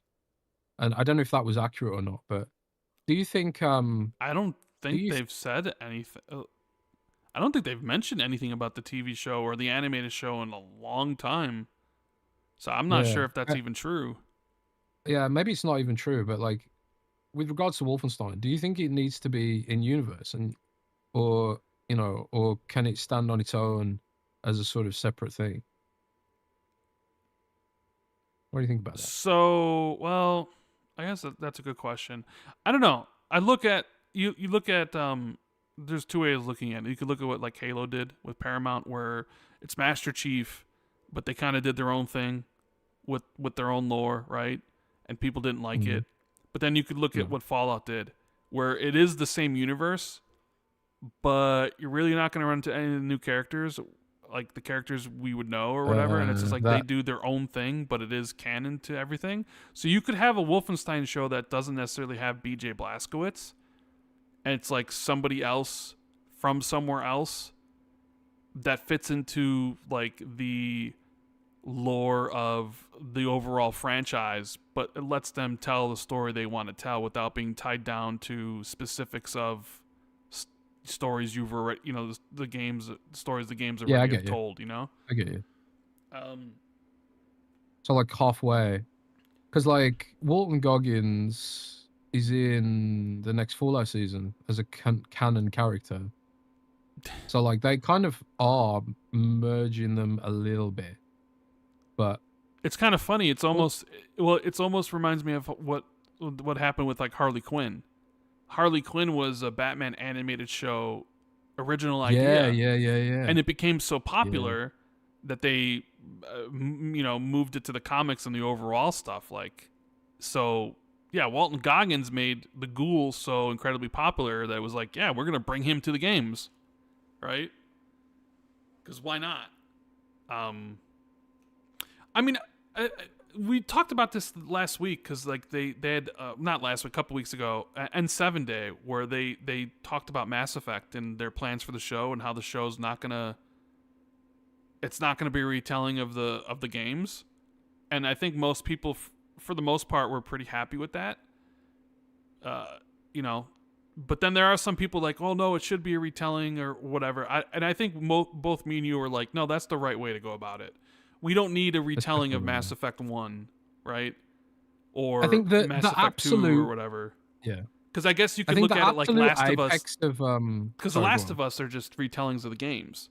But the games themselves are super cinematic, and I always thought when I played Last of Us 1, I was like, this would make an excellent TV show. And it actually did make an excellent TV show. But not everyone needs to do that. So when you think of a Mass Effect show, I'm like, I don't necessarily like need to see Mass Effect 1 in TV form. So, and it seems like they're Yeah. not doing that, which is perfectly fine for me. I think the apex, the best case scenario is what you get with Fallout. I think and Cyberpunk Edge Runners as well, where it's like something that can stand alone, but also enhances the game. Because like I said earlier, my stepdad is watching the Fallout TV show with no knowledge that it's even a video game and enjoying it. And your sisters did, Mm-hmm. and other normies did as well. And I don't think you really achieve number one streaming rank on Amazon if you are just making something purely for the gamers. I think that's why the Warcraft movie failed, because the Warcraft movie, you needed to know Warcraft lore to watch that movie.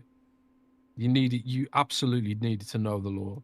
Otherwise, you barely had an idea what the fuck was going on. I watched it with some friends and I kept having to pause it and explain what was going on because they edited it so badly that it was just like you couldn't really tell without knowing the background. So, it was like, I think Fallout really nailed the idea of make something that what will enrich the fan base and the culture around Fallout, but also not alienate the normies on the streaming service. That's the absolute best way to do it. And I think like for stuff with lots of lore, like Mass Effect, lots of untold stories potentially, like Mass Effect. Mm-hmm. I think Universe that's of the best untold way to do it. stories. Yeah. Yeah, it's a whole universe of untold stories, or like loads of alien races we don't know that much about, all that kinds of stuff. Whereas like when it's, I don't know, a contemporary setting like The Last of Us kind of is, I don't think Well, plus, do we really care about the lore of the side characters and stuff like that? I was thinking Not so even much. with Mass Effect, think about what made Mass Effect so pop. I mean, yes, the story and everything was great, but Mass Effect was You can fuck your aliens. shepherd was Oh, however you wanted your shepherd to be. So my shepherd is completely different than your shepherd, and completely different than a shepherd somebody else is playing. Like, is your shepherd even male? Because my shepherd could be female. So, but if you're doing a TV show, you have to be like, this is Shepherd. He's a dude or he's a chick. And for the people who are like, no, if say they chose a guy, there are people who are like, no, my shepherd's a girl. Or if they chose a girl, be like, those now you anger the people who chose Shepherd as a dude. Because like, no, the Shepherd is this. And then it's like, is he Renegade or is he Paragon? Because my Shepherd was Renegade.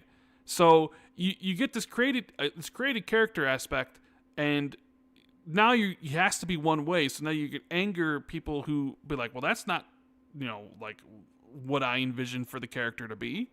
So it's just probably better just not even have the character and just have a new character that you can kind of make on your own or whatever, instead of being. Because I'd be watching like Mass Effect, and if he was a Paragon thing, I'd be like, that's not Shepard, that's not him. Like yeah, that's somebody who's pretending to be, you know. So it's better off like just making your own characters and sticking within the universe stuff. Yeah, I agree. But anyways, we talked about the Splinter Cell thing, which hopefully comes soon. But I also wanted to make mention of another game that I saw kind of get, I want to say leaked, but talked about in a way, and that's a new Dead Rising game, Jez, which I think you talked about years ago, didn't you? Yeah, I did. I have no idea if this is the same project, but I did hear that they weren't halting Dead Rising as a franchise. Yeah. I would be shocked if it's the same project that I heard about because it was years and years ago. Yeah. Well, supposedly, so it says here, it's according to a new report from MP First, which also VGC can partially corroborate via their own sources. It's going to see the return of original protagonist Frank West. Project in question won't be a remaster or a remake, but a brand new entry in the series. Said that the new Dead Rising will see Frank West head to Hollywood, with action primarily taking place within a massive enclosed movie studio lot, where the game's main villain forces Frank and other survivors into various trials, all in the pursuit of filming his perfect movie. I mean, they did just remaster the first game, which came out last year with improved visuals and new controls and quality of life improvements. So I would imagine this is all set up to essentially for a brand new game, which I guess makes sense. So that's cool for anybody that wants a new Dead Rising game. You want a new Dead Rising game? I don't particularly care that much for it. Like, I remember really liking Dead Rising 1. I didn't play 2.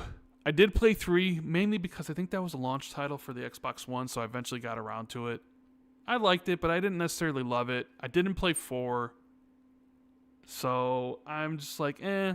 And honestly, this may seem sacrilegious, but I kind of like the Dead Island games better.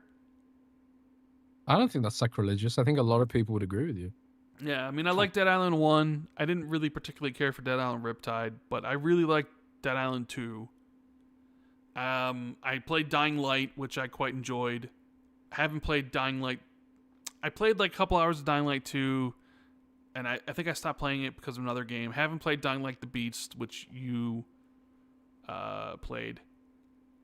Yeah, I really enjoyed that. I need to go back to it. I don't know. They did add a whole bunch of new stuff for Dying Light the Beast. I think they finally had an update that added like New Game Plus and a whole bunch of other things to it. But yeah. I know people do have a warm spot in their heart for Dead Rising, because that was one of I think that was like really early in the 360's launch period when that game came out. A lot of people really liked that game. Now we're coming up on the video game awards, the Game Awards as they're called, with Jeff Keighley. And Keighley's. There's been some teases, some stuff. Not necessarily from him, which we'll talk about with his teases, but it was leaked that Death Stranding 2 ESRB, the PC version's coming, which I would imagine is probably going to be announced at the Game Awards, right? That's probably a good venue to announce the PC port. Sure is.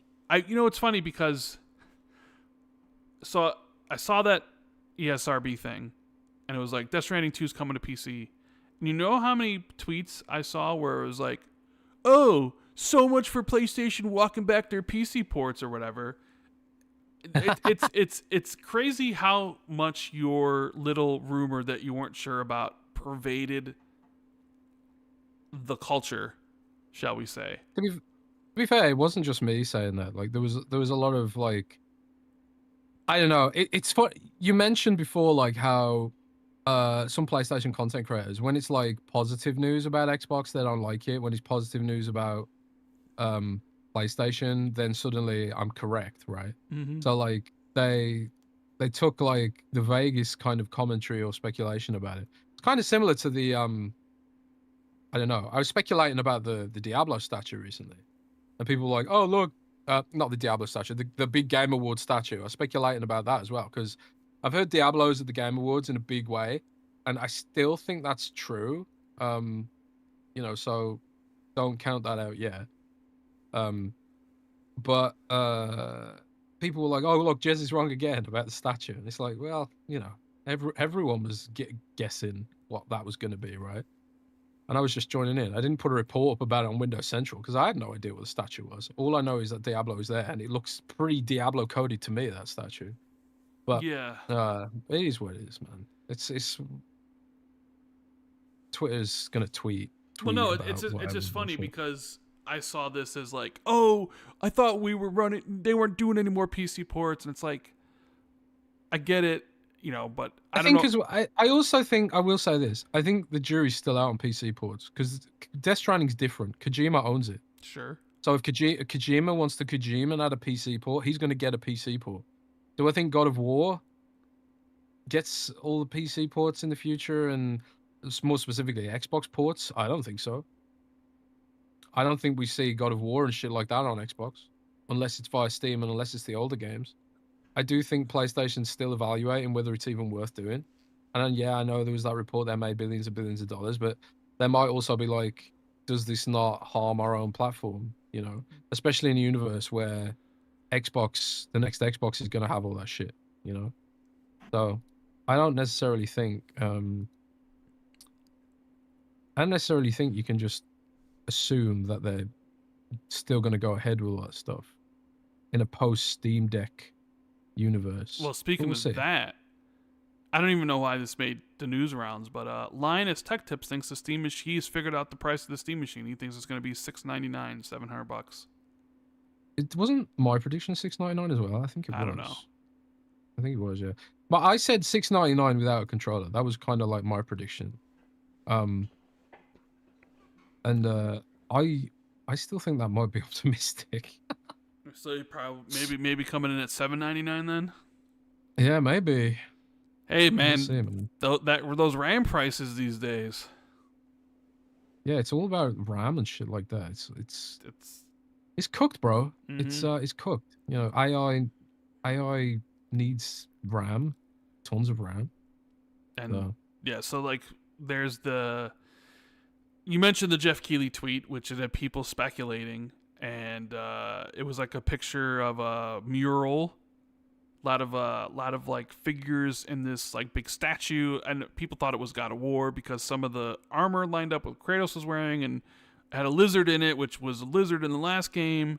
But apparently Corey Balrog and Sony Santa Monica said it ain't God of War.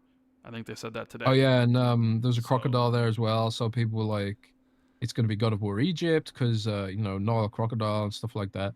But yeah, Corey Balrog. So it's not Diablo 4, even though you are pretty sure Diablo 4 is there with their second expansion.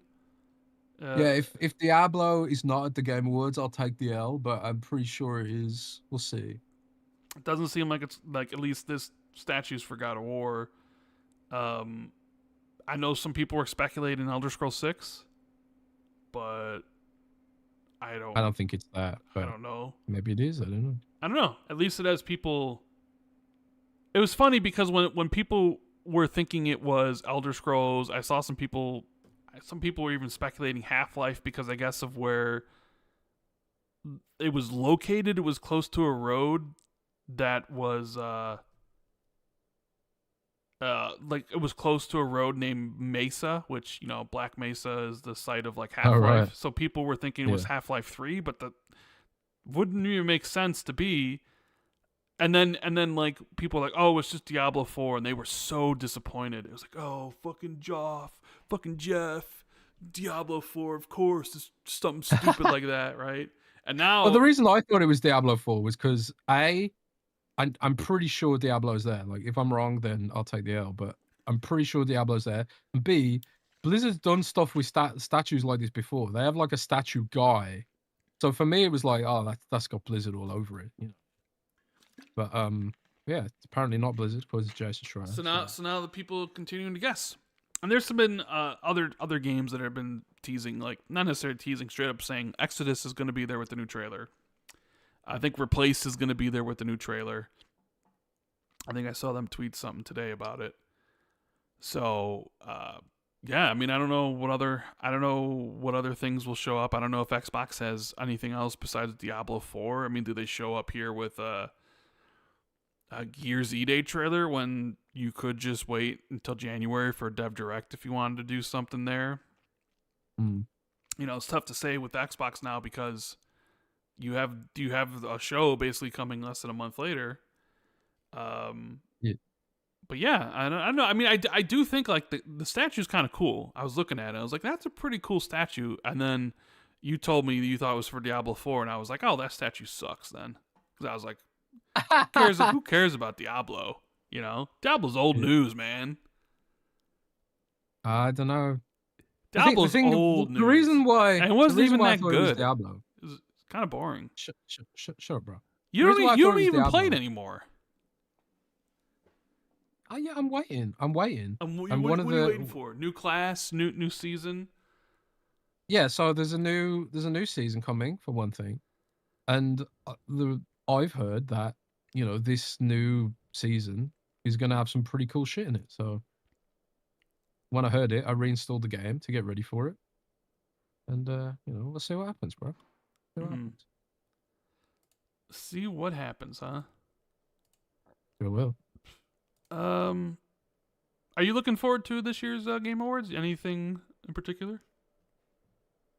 I don't know. I mean, the only thing I know for sure about, or at least semi for sure. I mean, I could be wrong. I'm sure people will line up to tell me that I was wrong if I am wrong. But the only thing I know semi for sure is that Diablo's there. So beyond that, I have no idea. I suppose like I just want to see new cool stuff, I guess. But it's also like part of me is just like, man, I've just got so much to play already. I've started playing Valheim recently as well, which is eating into my gaming time. Have you ever played Valheim, Rand? No, I'm not gonna play that. You're not a survival guy, right? No, not at all. No. Not at all. Xbox Cloud Gaming, Jez. With all this stuff about increased RAM pricing and potentially Xbox raising their prices and all this sort of stuff, and people going crazy about, oh my god, look at this! I paid this $200 last year, but now if the same thing costs $600 or whatever it is, Microsoft basically came out and said Xbox Cloud Gaming, was it hours are up 45%, or what was the significance of this? Yeah, so they said cloud gaming was up 45% or whatever. But without a frame of reference, it's kind of tough to say if that's a big deal or not, right? Yeah. Yeah, it could be like, 100 people now to 145 people. Something like that. But on the flip side of that, one thing that was probably more noteworthy was expanding to meet demand in Brazil, and they also expanded to India, which we already know about. So stuff's going down for cloud in a positive way, hopefully. But I also think it's kind of funny that Microsoft is partially responsible for the increase in the price of RAM. So a lot of people might end up being priced out of future consoles because of this increase in RAM prices. But they're also selling you a solution, which is cloud gaming. So the RAM that they're purchasing is going straight to the cloud, and they'll let you play games for a low monthly fee of, well, supposedly there's going to be a free tier of cloud gaming next year. I've been hearing that for a while now. We'll see if that materializes next year. Free tier with ads like Nvidia GeForce Now has and some other platforms have. So, yeah, cloud seems to be doing well, but at the same time, don't have a frame of reference, so don't actually know if it is doing well. But up is good. Line goes up, Rand. Remember? Line goes up. Line definitely goes up. Line goes up. Did you hear about these Destiny 3 rumors? What do you think about Bungie potentially going back to Destiny 3? Apparently it's in very, very early development. So I didn't hear specifically about Destiny 3. Well, I heard I saw that there was some Destiny 3 rumors, but I don't know the detail. So do you have any further details on what's supposed to be going on? No, or is that literally it, that Destiny 3 is I just saw the headlines. I really couldn't care less about Destiny. I just saw... It's just funny because Marathon was having some testing. Sony said Marathon's coming out by March of 2026, which, isn't not a lot of time between now and March, right? and the Mm-hmm. popularity of arc raiders, and how when they were doing their tests with Marathon the first time, it got a lot of shit. And then arc raiders did their same test like a week later, and everybody loved it, right? And we've seen the popularity for arc raiders explode, and Marathon kind of go back into the shadows a bit. But it's releasing soon. Because remember, it was originally supposed to release in September, and then it got kind of indefinitely delayed. And Sony came out during their quarterly, report and said that expected to launch before March 2026. And then it's like, then you hear, oh, Destiny 3 is in early development, and my mind couldn't help to go to the fact that, like, oh, they don't have any faith in Marathon. So they're already churning up like, oh shit, we need to have a winner going up. We're doing Destiny 3. Let's go, Because I guess you could even make the argument like, well, they probably should have done a Destiny 3 should have been development for people to go to after Destiny 2. And I know maybe transitioning people from live services isn't exactly what you want. I mean, hell, Rainbow Six Siege is still Rainbow Six Siege 10 years later, right? Fortnite's still Fortnite. They're not moving people in between titles. It's the same thing. But it's like Destiny 2 kind of ended. It was story based or whatever. They did the final shape, and they're trying to keep people, but like the numbers keep on dropping, and it's like, man, we need a Destiny 3 now, because maybe they thought Marathon was going to be it. It's like, yeah, we got Marathon coming. That's going to be our next big game. And I don't know if they see whatever the feedback from the testing. They're like, yeah, this ain't going to be it. Well, we need something else. So break glass in case of emergency type of thing. Like, all right, well, let's go with Destiny 3. I couldn't care less. Well, I don't think it's a matter of like break glass in case of emergency. I think one of the issues with Destiny really fundamentally is that the gaming industry's changed so much that Destiny's business model just doesn't work now. Like, they need to restructure it around free to play. And I don't think Destiny 2 is a good platform for that pivot. They've got to rebuild from scratch, essentially, and make something that's hyper scalable without. Because the problem with Destiny is that you've got a game with dedicated servers that doesn't have a subscription. So how do you monetize that sensibly? You either have to like make it free to play and go sort of semi pay to win, or just cram it with microtransactions, a bit like Warframe. But like Warframe is the sort of free to play version of the Destiny business model, but simplified. I know Warframe is not the same as Destiny overall, but it's like you look at Warframe and it's like doing pretty well, and Destiny's in this like struggle period, right? So I do think there's something to be said about Warframe's business model. I do think free to play is probably the way to go, especially when you look at games superficially similar games like Genshin Impact or Warframe and shit like that. All those kind of games have gone free to play now. I don't think it even works for Diablo. I think Diablo's got the same issue. Diablo 4. Diablo 4's dedicated servers too, which is pointless because the dedicated servers adds literally nothing to the game whatsoever. So I don't think they needed to do that. And to pay for those dedicated servers, they had to undermine their own gameplay loop. Because the whole point of games like Destiny and Diablo is that you fight the bosses to earn the loot that looks cool. But if I can just buy the loot, it kind of undermines the whole point of actually playing the game. So I think like Destiny and Diablo's business model to some degree undermine themselves. Like they've gone, we want the retail buy-in, but we also want the free-to-play monetization. I don't think it works like that. You have to pick a lane, bro.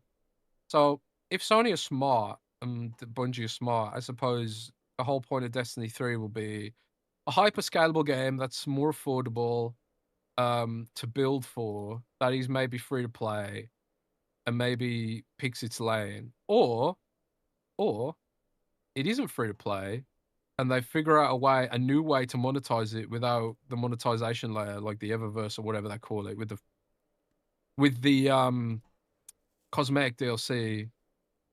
They figure out a way to monetize it in a way that doesn't undermine the core gameplay loop, which is getting cool ass shit, So I suppose it could go in either direction, but I think Destiny 2's business model is fundamentally broken. I don't think it works. Yeah, I mean, I guess. I mean, they did say early, at least the people that Destiny leakers or whatever, said it's really early development. So who even knows? Are we looking at like 2030s for something like that? Because that's a big game you'd have to build. But yeah, I don't know about Marathon. But then again, I didn't know about Arc Raiders either until I played it. Maybe I'm just an extraction shooter type of guy now. You know, we moved past Battle Royale. Remember, I was a Battle Royale guy for a long time.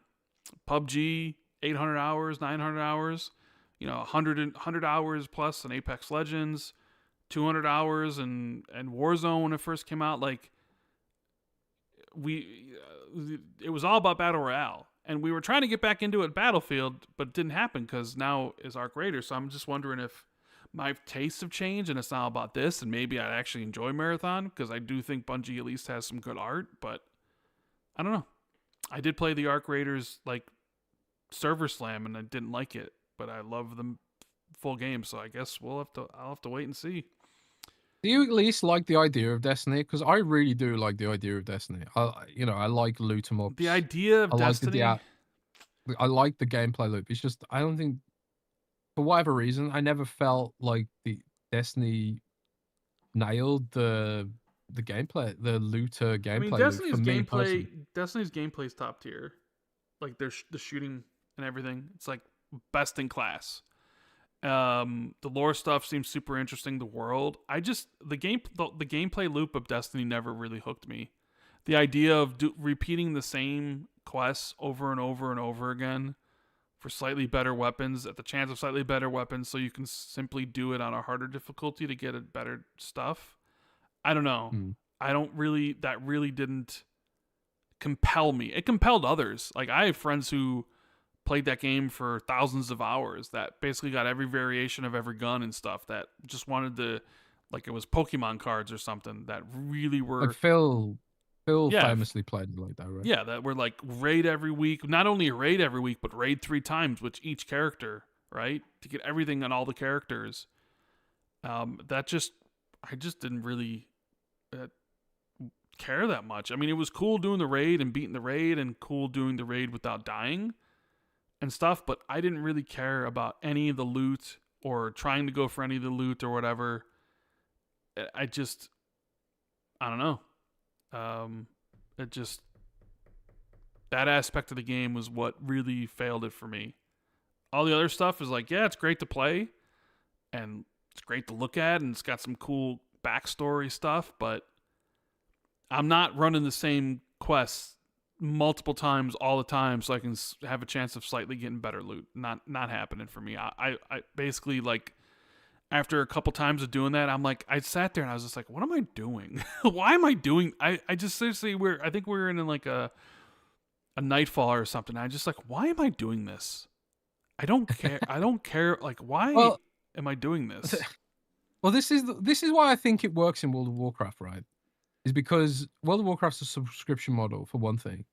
But because it's a subscription model and there's millions of people paying for it every month, they can throw a mountain of content at you. So it's like, you feel like, oh, I'm doing the same quest over and over again in Destiny, because you basically are doing that. And you do get to a point where you feel like that in WoW as well. But right at the point where you start feeling like that, oh, here's a new raid, here's a shitload of new dungeons, here's new delves, here's a new continent, here's a new planet in some cases. So it sort of holds that sense at bay that you are just basically doing the same thing over and over for incrementally increasing numbers on gear. Oh, and also the gear looks really cool and different every raid as well. Whereas, like, in Destiny, you might end up just like buying the cool, and Diablo as well. I'm not that familiar with Destiny, so I'll refrain from criticizing Destiny on that aspect of it. But in Diablo, for example, it's like, I got the cool loot in season 2, and like all the new stuff you're adding is like, I've got to buy this instead of acquiring it through play. And I'm assuming it's kind of a similar kind of thing in Destiny, where you can just buy some cool transmogs and maybe not have to earn it as much.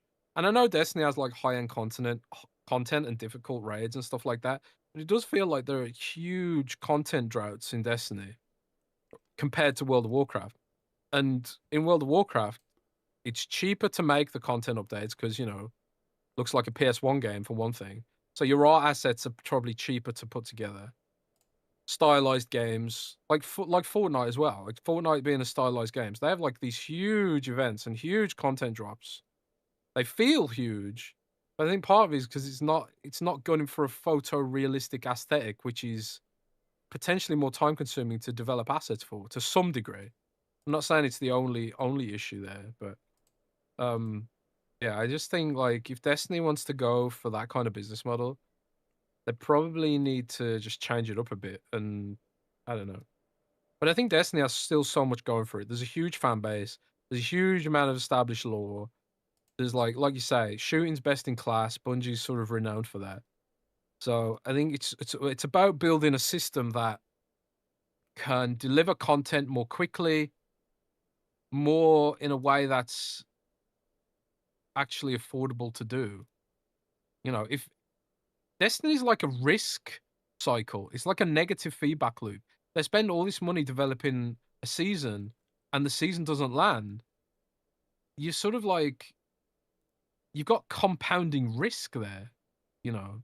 Because now it's like, oh shit, now we've got to look to the next season and hope to bring it back. And Diablo's gone through the same thing as well. Season after season, where it's just like people were just like, well, this wasn't good. And then like Diablo will have spent months making a season that nobody really cared about. Because again, Diablo, like Destiny, photorealistic, so more expensive to develop cool assets for. And when they do develop cool assets for it, they want to sell you it via a microtransaction instead of let you earn it. I don't know. My rant about that. We love I love a good Jez rant. Maybe we do. Hey, do us a big favor. Make sure you hit the like button and subscribe to the channel, please, if you haven't already. Jez, do you have anything else you want to talk about, or should we move on to Patreon questions?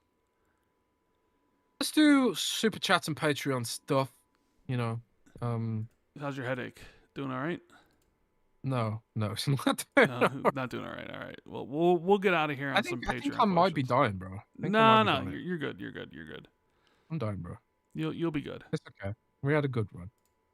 Yeah. What more can you ask for, right? You had a good run. So we'll get to these Patreon questions then early, so Jez can get some rest and relaxation, and we'll be back on Friday for another show. So I'm going back to work after this. Back to work, I guess. Back to work. Not even going back. I'm not even going to rest. I'm going back to work. We got Sierra11 Kevin that says, "Hi, Rand and Jez. As always, appreciate you both. As I was scrolling through the Xbox store this weekend for new releases and sales, I shook my head at the amount of content available. Compared to my younger days, when I would go to EB or GameStop, you might find a few new releases. Now it seems like dozens each week. When it comes to game preservation, the amount of content that now needs to be carried forward is huge. So knowing the bottom line must always go up to cover costs, which online console/PC store would you believe would be the first to pull some sort of game preservation fee? Or would the current percentage held from publishers by the store be enough to cover that cost of maintenance? Each week that goes by, having to preserve a game of any quality or use can't be cheap. Side note, for as much negative news there is on Black Ops 7, I find playing that multiplayer much more than Battlefield 6. I enjoy the gameplay, but also find I can get in 2+ games compared to a round of Conquest in Battlefield." Yeah, I think that is a good point on Battlefield, that like playing Battlefield feels like a commitment, and I think that's why I haven't played it as much as maybe I would like to, because I've been so damn busy. Whereas like a game like Call of Duty, you can literally jump on and have a like quick game even there. So like there's a the games are fundamentally different. And I think even though Battlefield had all this hype, there's just probably just plenty of people who just prefer that Call of Duty style, you know, and there's nothing wrong with that. Even in a year where maybe Call of Duty is not the best, there's still nothing really like it. But on the other point, a lot of games released every week. Lots of games. A lot of games. Yeah, tons of games, more than ever. I do think like when it comes to game preservation, there probably is like some ideological thing there, because as we've seen this from mobile games a lot, where mobile game devs, there was a famous issue with like Angry Birds, where Angry Birds was like, you guys are killing our business because you won't upgrade to the new Angry Birds, which has better monetization. And it's like what we were joking about at the start of the show, where like people aren't buying the new iPhone, so we're killing the entire economy apparently. You know, Rand was talking about that earlier. So I do think like there is there is a negative feedback loop there for companies like Microsoft and Sony and whatever, where it's like, oh shit, like backwards compatibility is costing us, but at the same time, it's kind of like it's the right thing to do.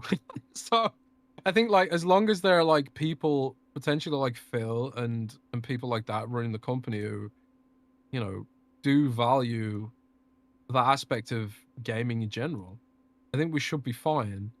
But you know, it's like GOG.com was talking about how like um they had to really persuade Capcom to do some of the backwards compatibility stuff or the game preservation stuff for their platform. Because like GOG is preserving games like Breath of Fire, which I went out and bought instantly, even though I have no intention of playing it anytime soon. Absolutely love Breath of Fire. It's like one of the best and most underrated, overlooked JRPGs of its time. And I'm super stoked that the game has been revived by GOG and their efforts. And I bought the game just because I want to show that there is a demand for that shit, you know? I'm kind of like willing it to happen there. But Capcom's probably sitting there like, oh, we don't want people to play Breath of Fire. We want them to play this new game that we've invested in, you know? But I think there's plenty of people who will literally just buy a game and let it sit there in the library, like me, and not necessarily let it cannibalize their day-to-day, more lucrative gaming that the big cheeses want us to play. I don't know. But which platform do you think will bail on it first? I don't know. I think like I can't imagine as any long as platform will. Like yeah, a that's what I was gonna publicized say. maintenance fee. Like the only way I can see that happening is if they just include that in like their royalty stuff, where instead of 70/30, it's 60/35, or what it would be like 60. What is 70/30 now? So it'd be they lower it so it's like 65/35, where Yeah, something like it's that. like okay, we're gonna get more, but I just can't imagine that being a thing. But what do I mean, there are a lot of games that they need to keep on their stores and everything, and that's not free, store upkeep and stuff. But There is actually a relevant situation here worth mentioning is that um Red PHX, who is the developer of Better xCloud. Now if you don't know what Better xCloud is, it's Red is a solo developer working on it's basically a HTML overlay for xCloud. It hooks into xCloud and it improves it in a lot of ways. Better features, better bit rate in some cases. So definitely check out Red PHX on Twitter and get his download for Better xCloud on GitHub, or just search Better xCloud in Google or Bing, um, or Copilot or ChatGPT or whatever you use these days. Search for it and give it a try. But he noted that um that a game was actually pulled from xCloud, stream your own game recently, and it's the first time that's happened. So it's like or at least one of the first times that's happened. It's sort of an example of the fact that like Microsoft probably felt like this game had such low use that it wasn't even worth retaining on our servers, and that kind of makes you pause for a second about stream your own game in general, because it's like there will be times where they're like absolutely nobody's playing this game anymore, and having it on the server or having it stored in our servers when no one's using it, it means it's not worth us keeping it there, you know. So I do think there is a point where they will pull that stuff if they feel like it's costing them money. Like it's like with servers, it's like shelf space, right? It's like, well, we've got this much gigabytes being used by this game nobody plays that could go to another game that people might play. So it becomes an associated cost. I suppose in that universe, it's like, is there a scenario where, you know, Microsoft lets people pay to host really old games or something like that? I don't know. It's a slippery slope, isn't it? yeah. We have Chris M, who says, "Hello, gentlemen. I hope you both had a great week to relax and you had a great Thanksgiving, Rand." I did, thank you. I've seen recent articles, likely clickbait, talking about the state of AAA games and the potential danger to them as indies become wider known, pointing to the fact that 50% of the GTA nominees or Game of the Year nominees this year are indies. I have to wonder, though, if you see a parallel between the shift in gaming regarding awards to what Hollywood has already undergone. People may forget that in the 90s, big movies were still winning Best Picture Oscar by and large, including Titanic, Schindler's List, Braveheart, and more. But over the years, the Best Picture category has changed as more indie films started getting nominated and winning. It's gotten to the point now it's almost entirely an indie film award. Well, that's not necessarily true. They've also increased the number of nominees to Best Picture, I think, from 5 to 10, I think. That they definitely... I think partially is because there are some big films that made a lot of money that just weren't getting nominated, so they increased the nomination pool.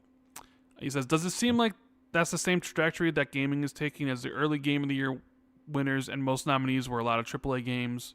But in the past few years, you've seen that same indie creep, with the strongest contender for most awards this year being an indie and Expedition 33. Some people don't really consider it an indie, considering it had a publisher, Kepler, right? Yeah. That's true. But if that parallel turns out to be the case, then doesn't it stand to reason that AAA games would be effectively the same then as the summer blockbuster, which is still the monetary foundation for Hollywood? Nora can win Best Picture, but it's Avatar that's going to make $1 billion. If you look at the Game of the Year nominees this year, of the 6 nominated, only one has broken the top 20 in sales this year, according to Circana data, and that's Kingdom Come Deliverance 2 at the 14th spot in sales. Long way to ask my question. Do you guys find it likely that gaming develops a similar nature to Hollywood and that the indies will start winning most of the awards, but it'll still be the AAA games that make the bulk of the money, because just as the vast majority of moviegoers watch the big summer blockbusters and don't care about the Oscars, the overwhelming bulk of the game-buying audience buys AAAs and doesn't remotely care about the Keeleys. Sorry for the long question. Hope you guys both have a fantastic week, and I'm looking forward to the pod. Yeah, man. First of all, appreciate you. Thanks for all the support as usual.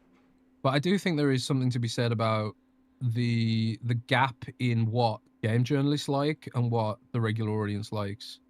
You know, I think Shroud was saying, like, and I think rightfully so, that, you know, Shroud got clowned on this a little bit, but I do think he's got a very strong point, actually, that multiplayer games often don't get the flowers, you know, they get from these kind of award shows, because, you know, game journalists often don't play them. Yep. For a variety of reasons. I don't think that's necessarily just because game journalists don't like them. I think part of it is maybe they just physically don't have time. Like I was saying earlier, like, I haven't had any time to play Battlefield, even though I was really excited for this shit. I really wanted to play it. I haven't had any time. It's really depressing, actually. So I think, like, some of these smaller experiences maybe enjoy a disproportionate amount of attention, partially because of that, which is why I've also criticized Jeff Keighley's, but not having a more diverse, not more diverse. They need more diverse voices in the judgment pool. You know, that it's too game journalist centric, and I know there are content creators in there, like YouTubers and stuff too now. So like, this isn't like entirely sort of like accurate, but I think that is part of the issue, is like the lack of diversity in the types of tastes in the pool there, which is why I just think, like, this is what you should do with the Game Awards, and this is what I would do. Give a much stronger weighting to the opinions of regular people. I think, like, you can have like game journalists and stuff like that, fine, but I think it would be more representative of the wider audience if more just regular people could vote, you know. And I think the way it's structured right now, you sort of get this, I don't know, lack of engagement from people who are actually playing these like massive games. So I don't know. I could be wrong. Yeah, it is true that, well, one, it's like there's like the Oscars and then there's the Game Awards, where the Oscars are people within the Academy at a lot of different stages, whether they're directors, producers, actors, and stuff, right? Who are in the, you know, the making of films and stuff. And you have all these people who vote on the best stuff. And normally, the summer blockbusters normally weren't the best movies that would come out, right? And I wouldn't necessarily even call Schindler's List like a blockbuster. Schindler's List was that's Oscar bait if there ever was, right? It wasn't even really until the popularity of, say, like Star Wars, which I famously didn't get a nomination considering how popular it was, or Lord of the Rings, which is the one that kind of really broke through. Titanic as well, right? Like Titanic won all those awards. People loved it and it made a lot of money. Lord of the Rings was very good and also made a lot of money. It was just kind of was, for a long time, just like the big summer blockbusters were just kind of, they didn't compare to the the prestige film. And when you take that look at the games, I really think, like, since a lot of it is journalist driven, like Jess says, that a lot of the games that those journalists were playing are the ones they're going to vote on. So it basically came down to a lot of AAA stuff, And that was back when you could argue AAA was fresh, like 360 generation or whatever, leading into some of the Xbox One stuff where they were trying out new things, or the blueprint wasn't as set as it is now, and indie proliferation wasn't as extensive as it is now. Now, like, indies rule. Well, I wouldn't say rule the roost, but I mean, so many games come out all the time, and on every platform too. It's like some indies, they were like, indies were seen as lesser than, I guess, during like the 360 generation and even some of the Xbox One.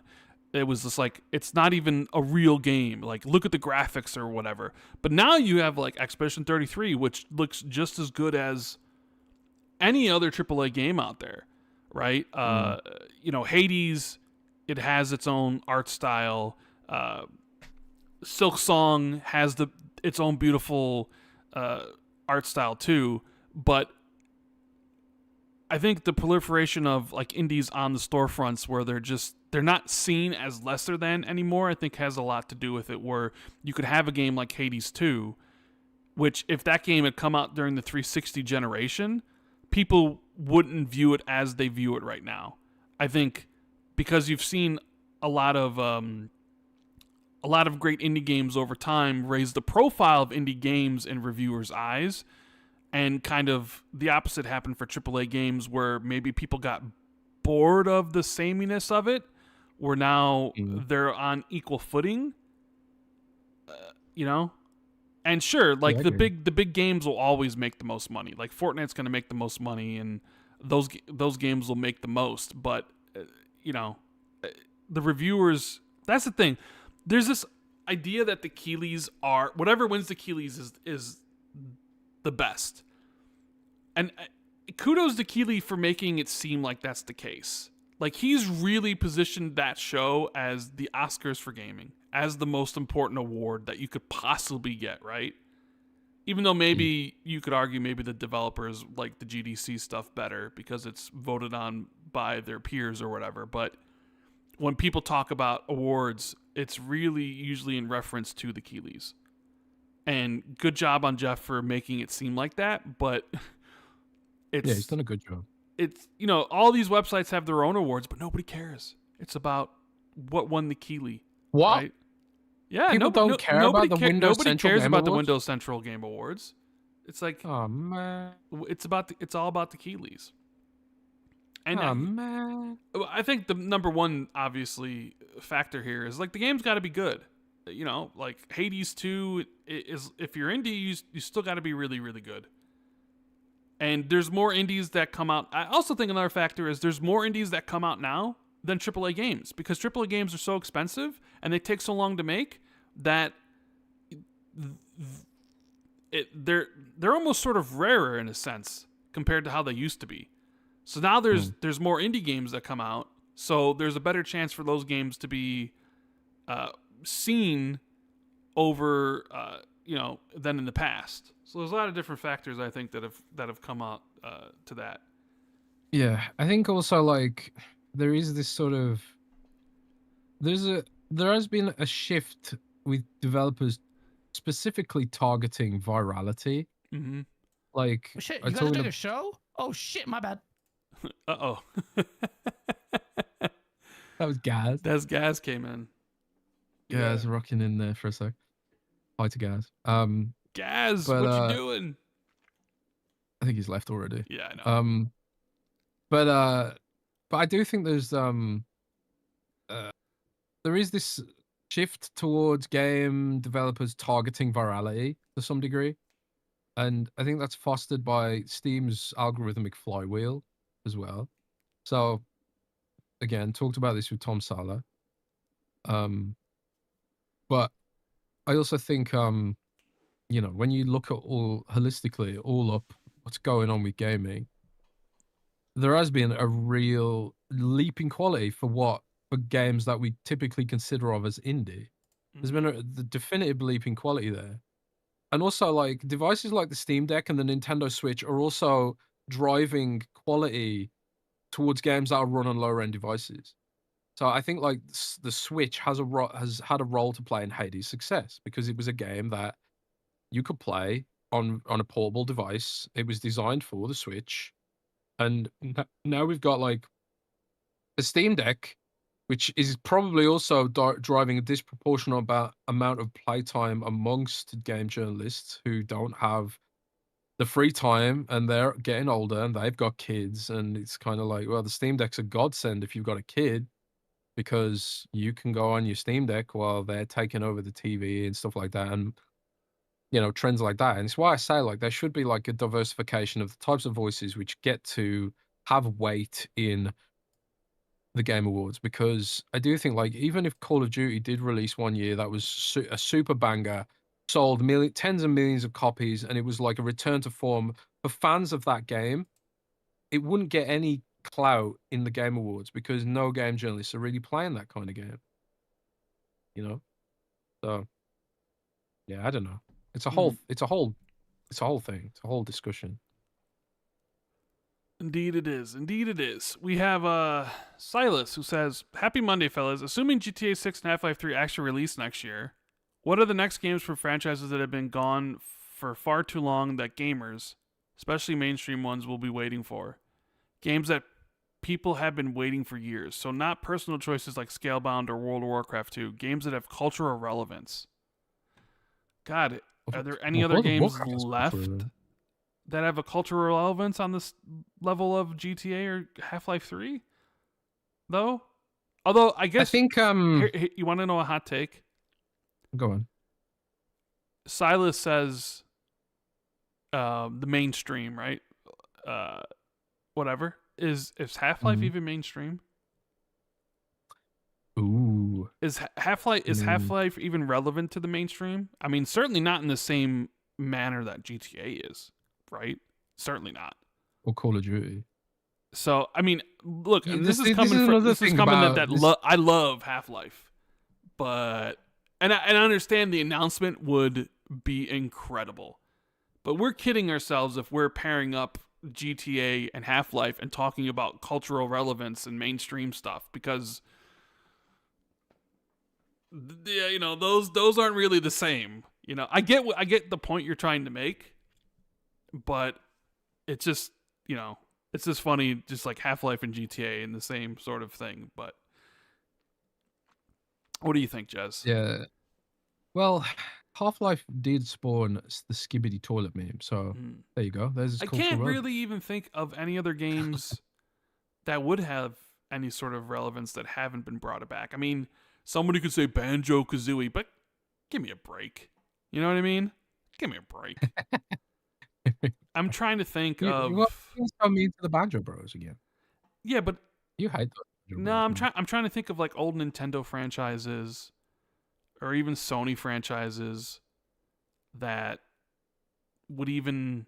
I honestly can't think of anything like at all that would move the needle in any significant manner. There's a lot of games that kind of like we would feel biased towards, and Half-Life's one of those. Like we all love Half-Life, but it's not a huge mainstream game. That announcement and release would be massive, but it would only be massive to certain people.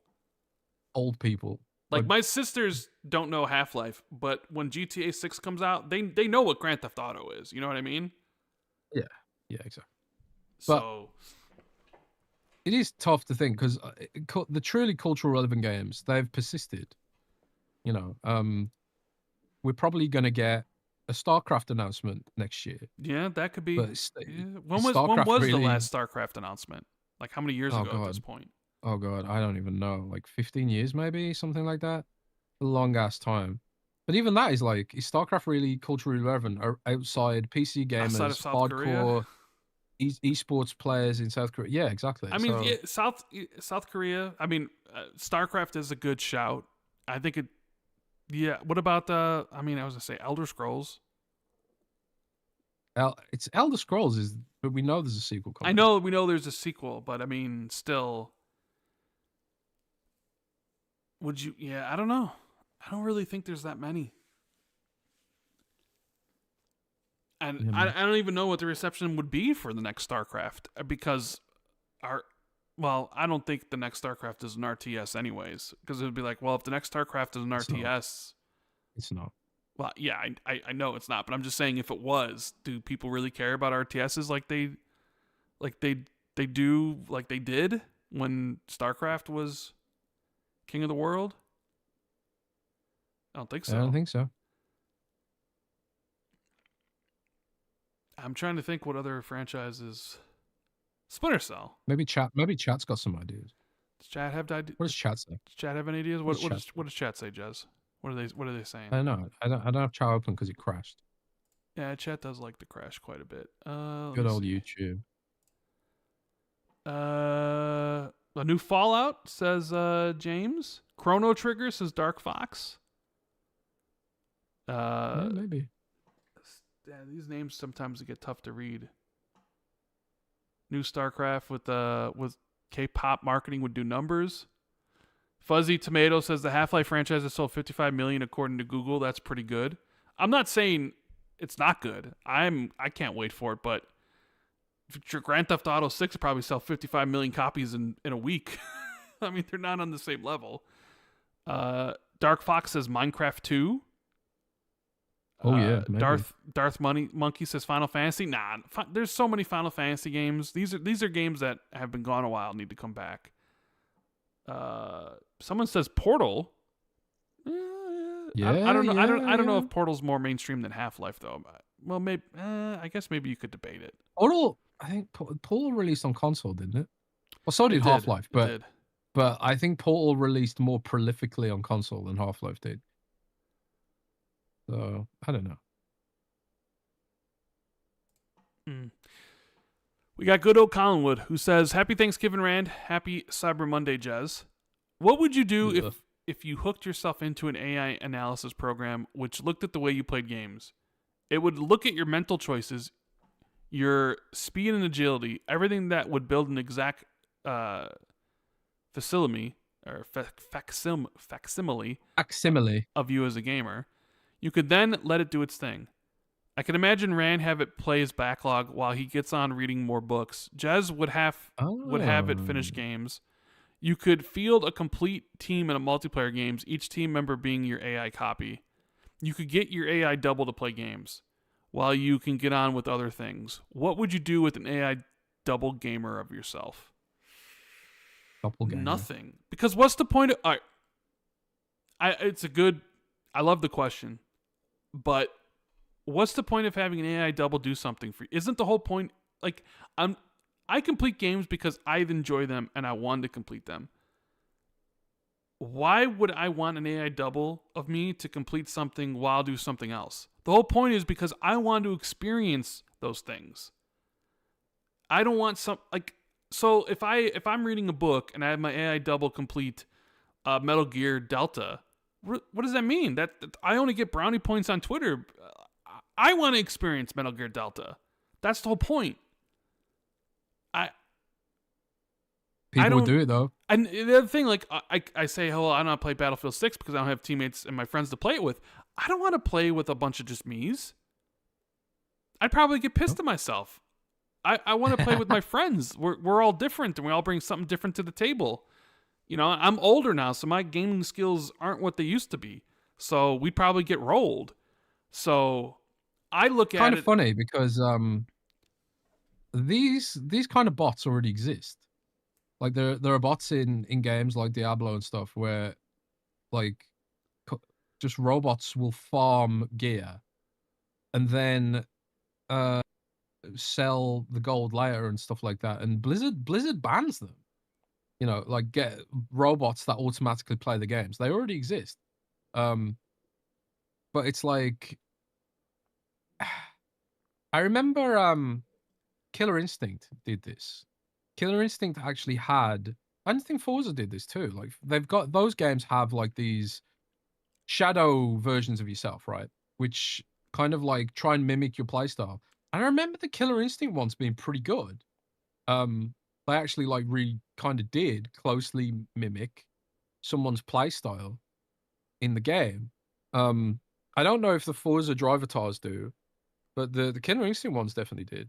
So I do think there probably is a role for something like this in games. I don't know. I wouldn't want it to do anything for me, I guess. But then there must be like some application somewhere for it to actually be useful. Driver tars is a good one. I think Killer Instincts play, you know, fight for you while you're offline. I do think like something like what's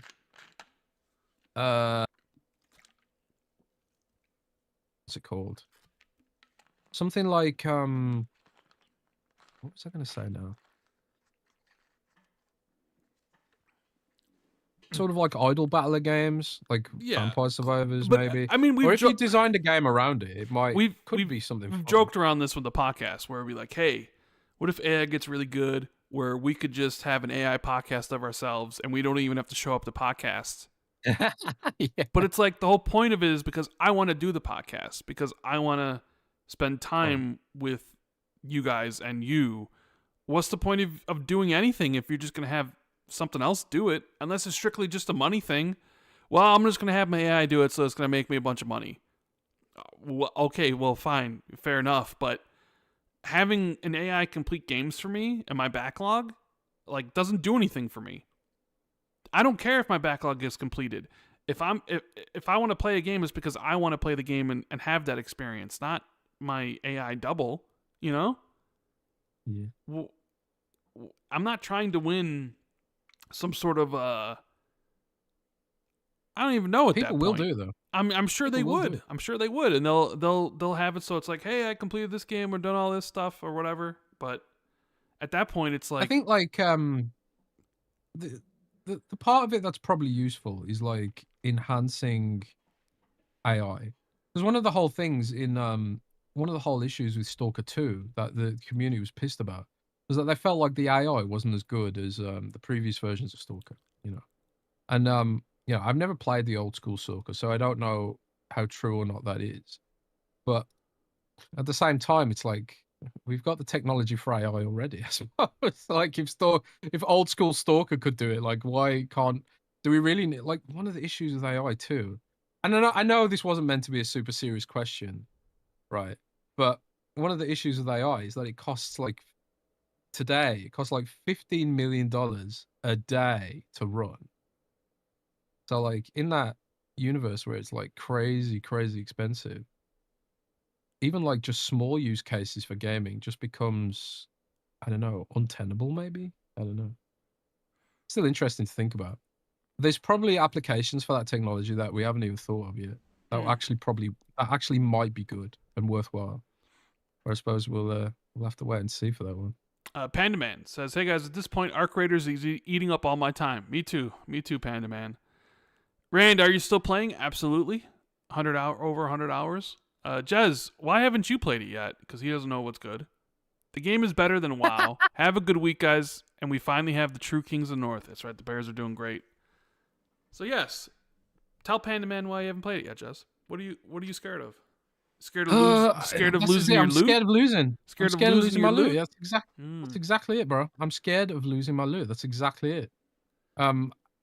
I don't have a ton of time to play, so like I'm scared that like what I've earned I will lose, and then I'll be super salty about it.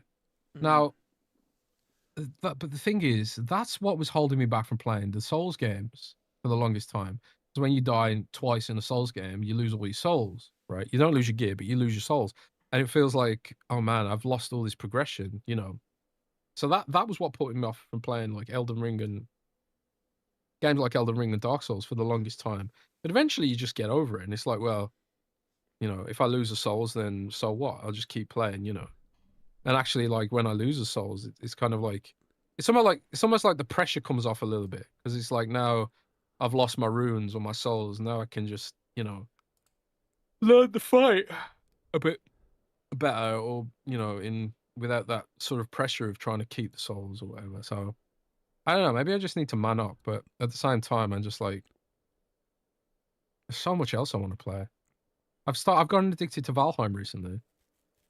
So GG, I've stopped playing other games to play that. And I've been playing Monster Stories. I want to play Monster Stories 2. I've been playing Silent Hill 2 Remake. I also want to finish Death Stranding, especially if the PC version's coming out soon for the sequel. Yep.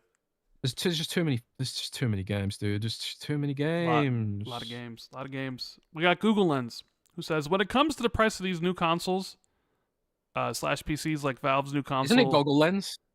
Oh, it is Goggles Lens. I always just say, I just imagine it's Google's. I see that and I just say Google's. But Goggles Lens.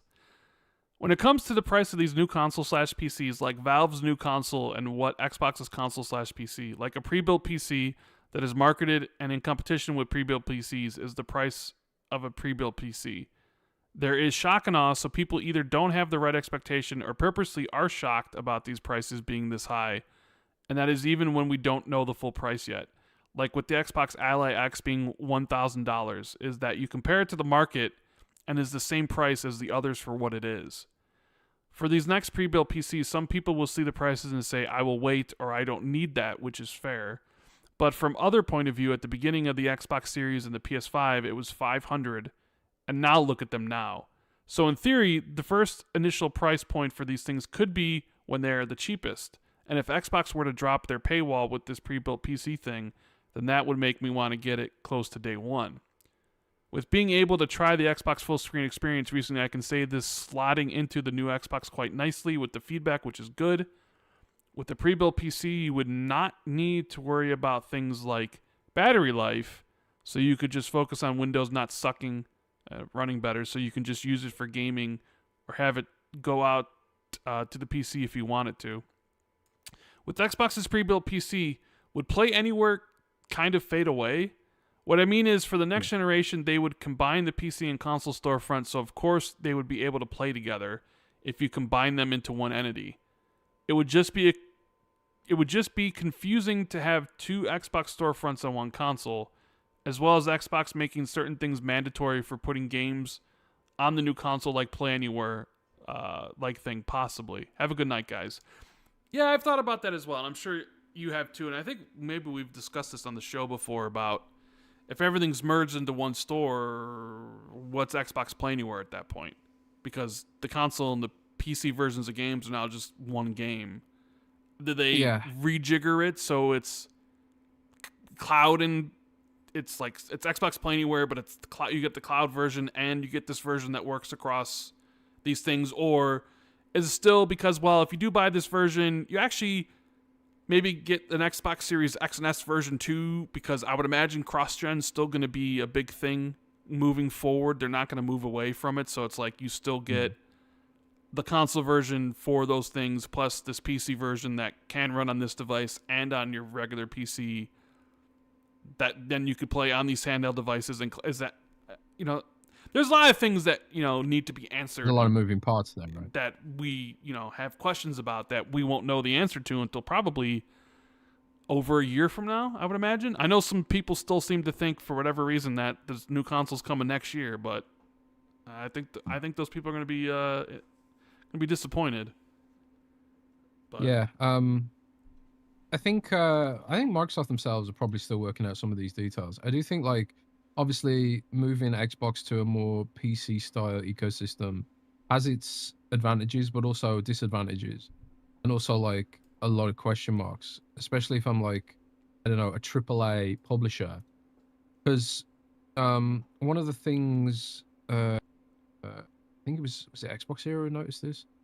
I think Xbox Era noticed recently that the Red Dead Redemption 2 remake No, Red Dead Redemption 1 remaster / remake thing they're doing, that has an Xbox PC store version, but it's not Play Anywhere, which is annoying.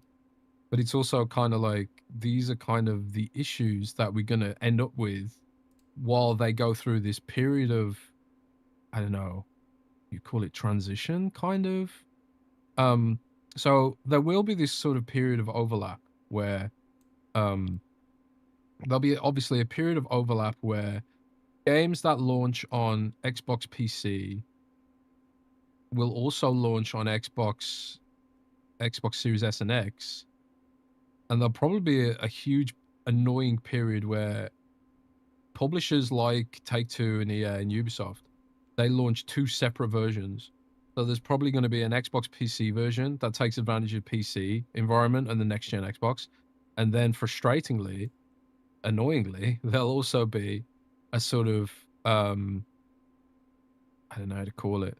There'll be, on top of that, there'll be a Series S and X version, which you have to buy separately.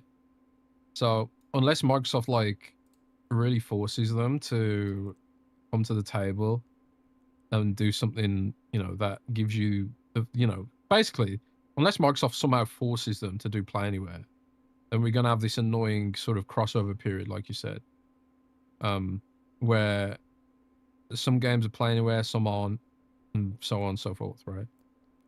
But yeah, we ultimately, like, we don't really know for sure how it's all going to go down. I just hope that however they do end up handling it, it's not annoying and shitty. That's all we can hope for right now. It's going to be a mess, I think. But maybe they work all that shit out. We'll have to wait and see. But there will be a period of overlap for sure. Yeah. CJ says, hope you had a good Thanksgiving, Rand, and hope Black Friday week wasn't hell for you, Jez. Question for Jez. Do you think there will be variations of the LAX, such as with the bigger screen? Or do you think the current model will stay the same? I think this current model will stay the same. I know, like, a lot of the complaints around the Xbox Ally do revolve around the screen. And I have to presume that they've heard those complaints, right? Whether it's the size of the screen or the lack of OLED option, I think those are probably things they're thinking about when they do eventually make another ROG device. But you have to wonder, like, will the next ROG even be a Xbox device? Because I know for a fact that Xbox is going to make their own handheld, their own PC handheld. That's coming.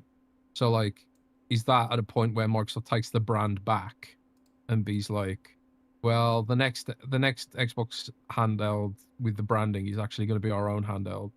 So does that mean the next ROG Ally will actually just be a regular old ROG, you know? So I don't know. So I don't think there'll be Xbox Ally X variants personally, but I could be wrong. Because they did do the ROG Ally X, which obviously had better stuff. So maybe they'll do it that way. I don't know. We'll have to wait and see. We have, let's see, Chris says, Jez, is there any way you can start relentlessly beating your contacts at Microsoft until they change the limitation on wireless accessories? I'm tired of having much more limited options on headsets and controllers in the competition. I'm a headphone headset snob, and it hurts to see what we are missing sometimes. I ended up getting the SteelSeries wireless buds so I can play late night Arc Raiders without disturbing the misses. And per usual, Xbox gets one model while PlayStation PC players can choose between 3 different colors. It's frustrating. Yeah, I mean, it's lucrative for Microsoft to sort of maintain a monopoly on who can use the signals. Because, like, Sony and other platforms, I don't think they charge, and they don't have a security chip. So what it is like Xbox requires this proprietary chip for manufacturers to include in their devices. I don't know exactly what the security chip does. It protects against, I don't know, I don't know. It's probably some like outdated thing that's like a throwback to the 360 era or something like that. But that's the reality today, is that there is this chip that companies have to incorporate, and they have to pay Microsoft a fee to use that chip. Which is why like you do see this gap between PlayStation and Xbox. And also I think like if PlayStation does have requirements, like the amount of volume that developers get or manufacturers get on PlayStation makes it worthwhile. But yeah, they have relented a little bit. So like you have started seeing wireless controllers now, which wasn't the case previously. Back in the day, Microsoft had a complete monopoly over wireless controllers too. Like the only wireless controllers you could get were 100% Xbox ones. But even that's changed in more recently. So like they are gradually opening up. I think some of it's like legacy policies and shit like that, but I will definitely bang that drum still. So yeah. Let's see. We got Governor Graham who says, "Hope you had a good Turkey Day, Rand. Jez, I hope you and your countrymen thought about what imperialism has brought upon jolly old England. With that out of the way, looking toward the future, when Xbox releases their Xbox 7/Steam machine, do you think there will be any first-party games that are not day and date with PC, or that are not back compat with Series consoles? I would think that they would want to put their launch games everywhere they can, including PlayStation, PC, Switch 2, and the Series consoles. Thanks, guys." I think by that point, it's all their games would be everywhere. I would be shocked. Well, one, I'd be shocked if they weren't day and date with PC. I mean, they've been day and date on PC since 2016, right? With Gears. I don't know. Yeah. So I don't know why that would change. It was Quantum Break first, right? Wasn't it? Well, Quantum Break wasn't. What? It wasn't day and date. It wasn't day and date. No, it came a little bit after. Yeah, right, yeah. It was Gears. It was Gears 4 that was the first Xbox Play Anywhere game. So they've been day and date with PC since then. So I don't know that wouldn't change. And I think we'll start seeing more games on Switch 2 show up, with the whole dev kit situation. I think it's been remedied. And I think, they're just going to be a third-party publisher that has their own storefront and their own ecosystem. And that's just what it's going to be. I would imagine they're also gonna be games are gonna be on the Xbox Series consoles as well. Like, so I don't know how that's gonna work. If it's this console that's also PC, so their devs are still gonna have to make Xbox Series versions. So, because I would imagine cross-gen's gonna go on for a bit. I mean, even this gen, they didn't stop making Xbox One versions until. What was it, Jez? It was Redfall, I think, was the first one. Redfall was the first next-gen only game. And they haven't made, ever since then, it was basically just Xbox Series. So I think it'll be the same thing for next-gen. Up to a certain point, they'll support the Series X and S consoles, and then they'll drop it at some point. I don't know how deep into the gen, but that's what it's going to be. I think everything's going to be day one everywhere, and that's just what it is. Yee, as Jez says, or as Jay Uso would say, yeet. Because did you watch Survivor Series? No, I don't watch that stuff. I'll see clips of it on social media. You don't want to see the yeet? No. We got Noah with Super Chat says, "Hey guys, do you know if the Live Out Live Live Out? I don't know how to say that game. Is it Live Alive? Live Alive. I know what you remake will come to Xbox, with Square Enix now multi-plat, Switch exclusive now on PC and PlayStation. Thanks. I have no idea. Maybe.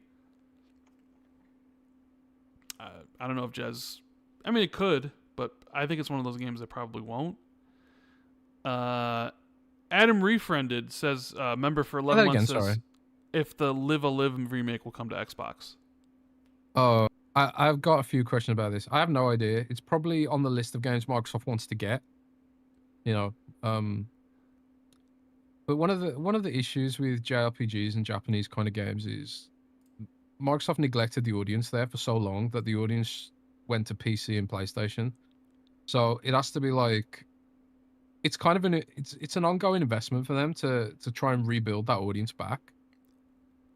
But I wouldn't be surprised if it just doesn't happen. And Not like Persona where there's like a huge potential audience there, or Yakuza, because Microsoft has to pay for some of this content. You know, devs won't bring it because there's no proof that there's an audience there. Yeah. So Microsoft essentially has to pay for that stuff and convince the devs to do it that way, either outright or with a Game Pass bag, right?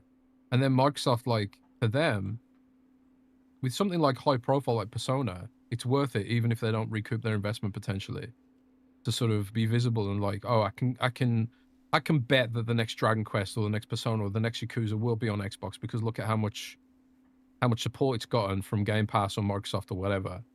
When it comes to like a one shot like that, I think the likelihood is much lower, but I could be wrong. We have Adam, member for 11 months, says, do you think they'll announce Half-Life 3 at the Game Awards? And Jez, do you really believe the creepy statue is for Diablo 4 expansion and not a new game? Well, not anymore, because Jason Schreier said on Reset Era that it's categorically not for Diablo. I thought it was for Diablo because I've heard Diablo is going to be at the show, and in a big way. So, and Blizzard has a statue guy, and they've done statues before. So, and it looks Diablo as hell. You know, that statue is metal as fuck. So, I think it was a fair assumption that, joining in with the speculation that it would be Diablo. So, no, since it's categorically not Diablo. But what else could it be? I have literally no idea now. Saros. Yeah, Saros was a good shout. I also saw a pretty good theory that it could be the next Darksiders. You know, I like that theory. 4 could be. Yeah, I like that theory a bit. Yeah, but could be that. I have no idea. Do I think they'll announce the Half-Life 3 at the Game Awards? I don't think so. Half-Life 3 could do its own thing at its own time. But, I mean, I guess never rule out completely. I'd say 80 to 20 that it won't be there. That Valve will do it on their own time and their own place. Yeah. And XO gave us a $2 thumbs up. Thank you. No message. Appreciate you. So I think that's it, Jez. I think we've answered everything. Let me just double check to make sure that got all the questions. No, we did miss one. Okay, here we go. We got one from Fantasticals. Hey guys, Hi guys, I was looking for game sales this weekend, and it left me with the burning question: how is it possible that Indiana Jones is cheaper on both GOG and Steam than on the Xbox PC store? Shouldn't they be able to make the cheapest offer? It really makes me scratch my head. Have a wonderful weekend, guys. No, it makes me scratch my head as well. This is like an ongoing thing with Xbox where their deals end up better on Steam for some reason. And it often seems like Bethesda games. Starfield had this too. Starfield was cheaper on Steam. And I honestly, genuinely wonder if part of it is similar to the issue Tom Sala was describing to me, and also Dave Oshry from New Blood Interactive, where making a sale on Xbox is a pain in the ass.